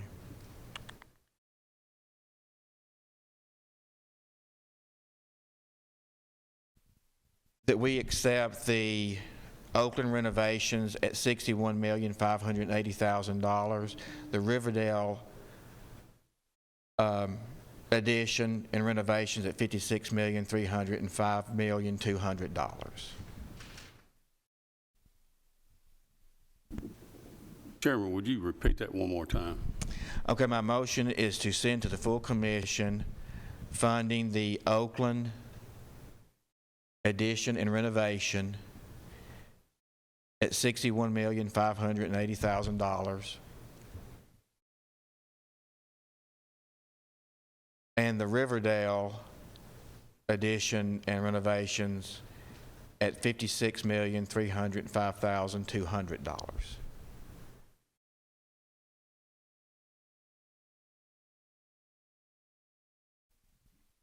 Okay.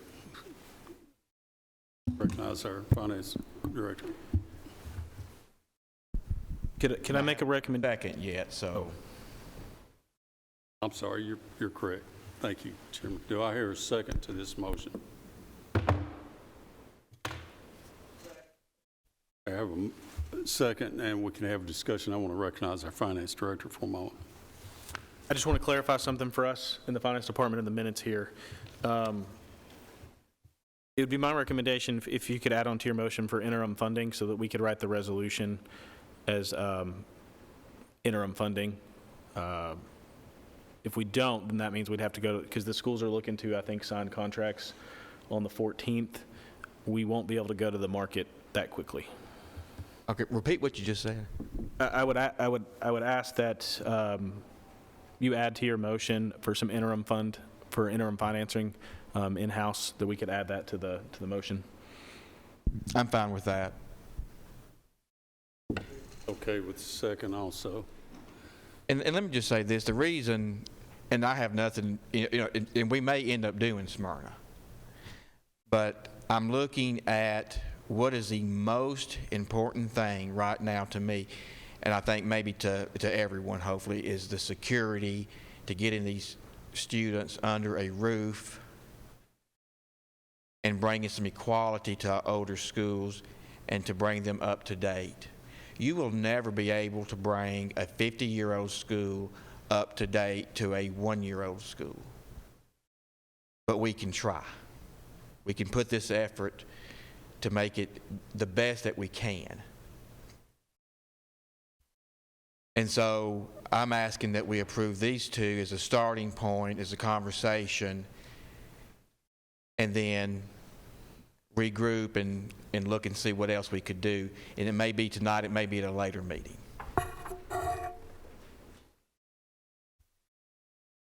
Any other committee members have anything to say on this motion? Parliamentary inquiry.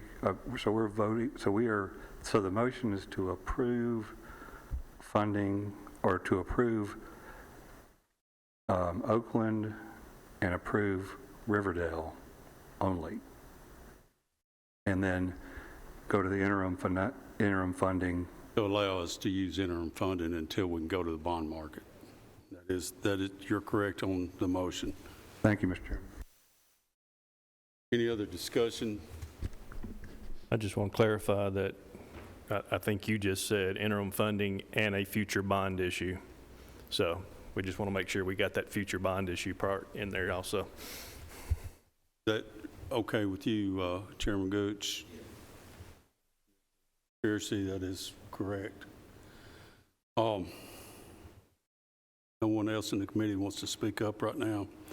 I do want to say a couple things. I appreciate the safety concerns with Oakland and Riverdale and the added seatings, but I'm also concerned about Smyrna. You know, our school board has recommended Smyrna, I think actually over those two. I think we need to be listening to them because they know where they're needing their seats. And I think that's important too.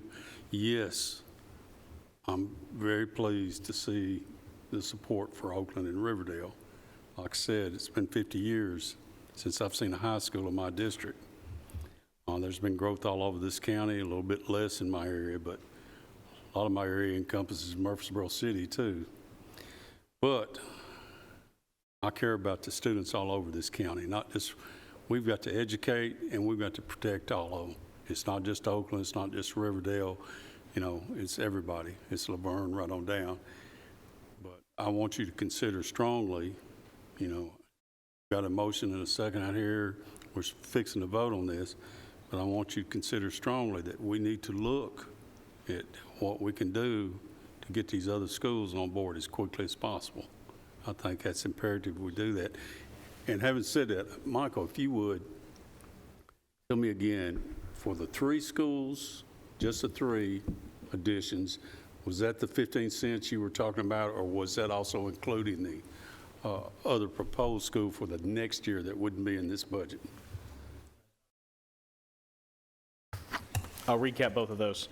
So for the all 3 schools, that'd be approximately 8.5 pennies or so. And then taking into account the $10 million current deficit, that's another 7. So I rounded, and that's where I got the approximately 15 pennies. Okay. That's all the questions I've got. Any other discussion or questions from the committee? Chairman Harris. Dr. Soul, what does his motion look like? What does that look like to you? It looks like a fractured school system. Okay, explain that. Yeah, so we have growth all across our school district, and it looks like we are supporting one area of the county over another. When I have the largest high school at Stewart's Creek High School and my 3rd largest high school at Smyrna High School, I can't rezone enough seats to move Smyrna, Stewart's Creek to Siegel, Oakland, Riverdale without busing kids for an hour and a half at a time. I appreciate what the commission's doing, but unfortunately, we're not in the position to where we'll make do with what we have, but it's a fractured school system, and we'll have to add portables at Smyrna High School and Stewart's Creek, without a doubt. So, in your opinion, this don't work? No, sir. So, you feel like that his motion would be detrimental to what you need to do? Yes, sir. But you can survive? With extra portables.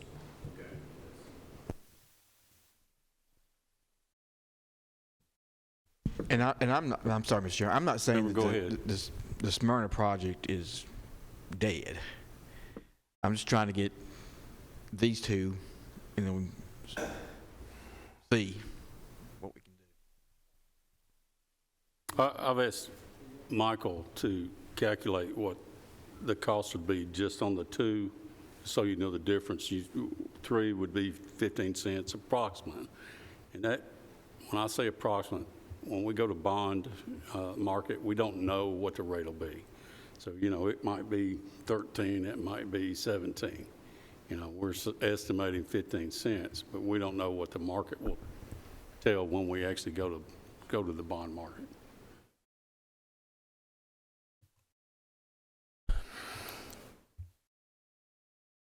Somewhere in the neighborhood between 2.5 to 3.5 pennies. Less than the 15, so 12 maybe. So 15, and then the other would be approximately 13 pennies, you know, give or take half a penny or some variables there. So about 2.5 pennies, somewhere in that range. Thank you. Any other questions from the committee? Hearing none, call roll, Mark. Mr. Chairman. Recognize Commissioner. If we approve for Oakland, Remitted High School, so Smyrna, for how long we have to wait until the... Well, this would not include Smyrna, just so you, this would only be Oakland, Riverdale, just what we're voting on right now. So otherwise might be the director may come back again later on, right, to propose for the Smyrna. Well, we could, I mean, at a future meeting or at the full commission, that could be added. So, you know, that's not slamming the door. Director, please. One thing I would like to call out is that we do have contract limits on these. I do believe that all three of them, if we don't enter into contract, will end. When will they end, Trey? Well, they're technically over, but So if we don't get through this commission, we will end up having to go back to rebid any of them. Thank you, Trey. Any other discussion? Call roll, please. Commissioner Gooch? Yes. Commissioner Harris? yes. Commissioner Irvin? No. Commissioner Johnson? No. Commissioner Piercy? Yes. Commissioner Sereno? No. A no? Yes. Commissioner P? Yes. It's 4-3. So motion Motion carries. passed. Like I said, this is something we can possibly revisit. It could be amended. But Dr. Sullivan, thank you for your time. School board, I appreciate y'all being here. Hopefully we can come together and get some of these problems solved. Thank you, sir.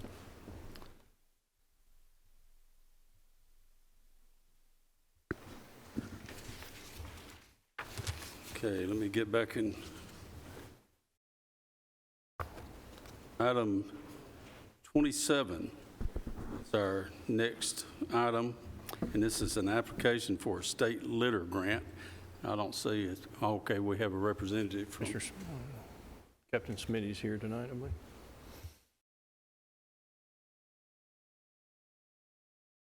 Jason Smitty, Captain, Rutherford County Correctional Work Center.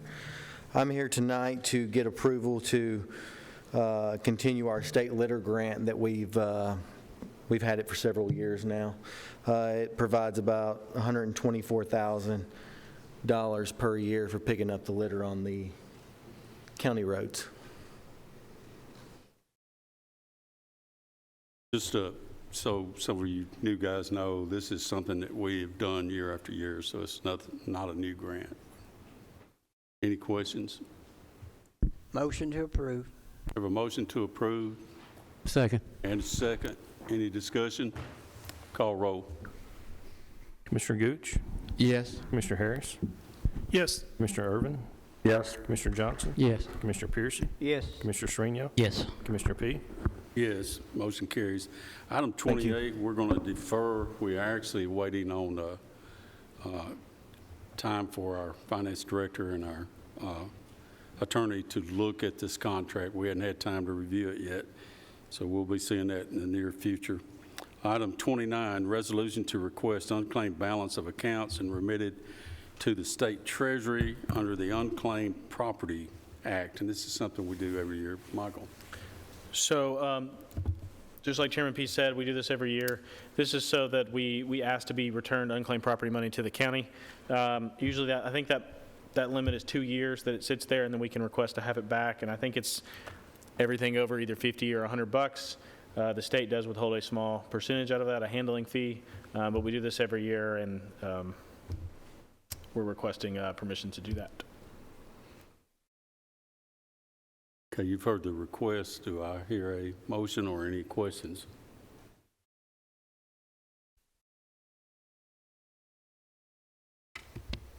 This is money that's sitting there that we're not going to get. The state's going to take it if we don't come up with a motion to get this. Motion to approve. I have a motion and a second. Any other questions? Hearing none, call roll. Mr. Gooch? Yes. Commissioner Harris? Yes. Commissioner Irvin? Yes. Commissioner Johnson? Yes. Commissioner Piercy? Yes. Commissioner Shrinion? Yes. Commissioner P? Yes, motion carries. Item 30, TCRS contribution rate for 2023-24 budget. We're going to turn this over to Michael. So it is my understanding that this body has requested that every year we bring the new pension rate to this body. We did receive our new pension rate for next year starting July 1. That rate has increased. Our old rate was 10.16. Our new rate is 11.11%. This is basically for information only for right now, but those of you who've been around a while realize that this rate can affect our tax rate in the future. This has actually was requested several years ago by one of the commissioners as a way for them to know how we're going to prepare the budget and whether we want to use 11.11 or we want to go higher to add additional money in there to ensure we counter any inflationary or mortality issues. Let me give a little more historical thing on that too. In the previous years, we've given 10.16, even if our rate has dropped to 9 or 8 or 10. One of the things that's helped us do is because we're in a pension pool at the state with just Rutherford County employees. So that helps make sure that our pension system is sound for Rutherford County current retirees and for future retirees. That's why we have chosen to fund, even if the rate has went down, we've chosen to keep it status quo. However, this year it has increased. Is it over the amount that we're withholding right now? Yes, the amount we're doing right now is 10.16. The new amount starting July 1, the minimum would be 11.11. Thank you. As I said, that was for information for right now. So we're going to move on to item first. This is really for this body to provide direction to the mayor for him to prepare the budget on what pension rate the committee wants to use to prepare the budget, so that when you get it on in the month of May, it will have that rate as the pension rate. Are you thinking we need to go ahead and say we agree to this rate, or we want to increase it? I don't know that there's any need to make a motion or recommendation, but there needs to be a direction of the committee to the mayor I think what Mark's trying to say is if you would like us to pick a different rate or to go higher, you need to let us know. Yeah.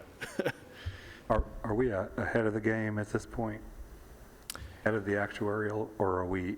So our actuarial does show a positive balance. I don't want to call it a surplus necessarily because that fluctuates, but it does show a positive valuation of our pension fund at the state. That's on page 2, the bottom of page 2 on this document. It does show it. We do not have an unfunded pension liability. We have in the past, but we currently do not. I know when we looked at this last year, we talked about going to 13, it was either 13 or 15%. Do you remember, Chairman Gooch? We decided we'd keep it where it was, but I know we had that discussion. But the discussion tonight is, do you want to keep it at 10, or do we want to go to 11? No, so we have to go to a minimum of 11.11. If y'all would like us to go higher, we would need that direction as we build the budget. I think now might be a good time to address that. If you guys agree, if not, we can look at it later, but with the mayor being in the middle of the budget season and him he's going to need the numbers to calculate this, so I would suggest we go ahead and decide. Historically, have we decided to go, actuarial percentage plus some percentage, or what's the So historically, if the estimate went down, for example, right now we give 10.16. If it went down to 9, let's say, we have historically kept it at 10.16. I don't believe historically, the past few years I've looked at, we've funded, if the new rate went up, that we've funded above that. I don't believe. I'll have to look to Mark because he's been here longer than me, but I don't believe we've done that approach where the minimum rate went up and then we went up even higher than that. I don't believe we've done that when I went back and looked. Yeah, I think last year was the first year in maybe 3 years that we actually kept it at the rate that TCRS provided us. The 2 years before, or maybe 3 years before, we increased it slightly by maybe 1% or 0.5% over. In the last couple of years, and this is going to be included not just for us, but the school system as well, because this pension rate is just for our county employees. The school system is going to have a completely different one. This is just for our county employees. They have kind of creeped up the last couple of years, and so it's been hard for people to get way up in front of them because of that increase. Do I hear a suggestion, motion, or more instruction? Commissioner Johnson? Do we need a motion to give the mayor the authority or whatever to go with this minimum 11.11? Is that right? The way I understand it, we need that to him minimum. working in with his budget. I don't think we need a motion. I think if you want us to do something above that, then yes, we do need a motion. Okay. We're required to come up with at least 11.11. So moved. So 11.11. I'll second it. In a second. Any other discussion on that? That'll at least give us, we could change it later if we need to. Mark, call roll on that. Mr. Gooch? Yes. Mr. Harris? Yes. Mr. Irvin? Yes. Mr. Johnson? Yes. Commissioner Piercy? Yes. Commissioner Srinial? Yes. Commissioner P? Yes. Okay, motion carries. Next item on the agenda is the Regional Transportation Authority contract. That's with Rita. This is a part of the WeGo public transit system out of Nashville. This covers our 2 routes through Murfreesboro and Smyrna. The cost for next year is $49,220. If this is approved tonight, we will write this resolution approved pending budget approval in June. But I believe we currently have 2 routes. Yeah, this is something we've been covering for a number of years, but. Correct. Floor for discussion. Any questions? No questions. I'll entertain a motion. We have a motion to approve the grant or the amount there. 49,000. I forget what the number was. The second. Mr. Piercy. Piercy made a second. I don't know who made the motion. Irving. Commissioner Irvin. Okay, thank you. Any other discussion? Call roll. Commissioner Gooch? Yes. Commissioner Harris? Yes. Commissioner Irvin? Yes. Commissioner Johnson? Yes. Commissioner Piercy? Yes. Commissioner Srinial? Yes. Commissioner P? Yes, motion carries. Okay, item 32, general fund budget transfer for the county mayor. Mayor? This is probably the smallest one tonight, thank God. $1,500 out of $599 other charges into 307 communication for additional expenses related to the veterans building or officials getting cell phones, which just comes out of the mayor's account. This is just a transfer within your budget? All it is, yes, sir. You've heard the request. Motion to approve. Second. And a second. Any further discussion?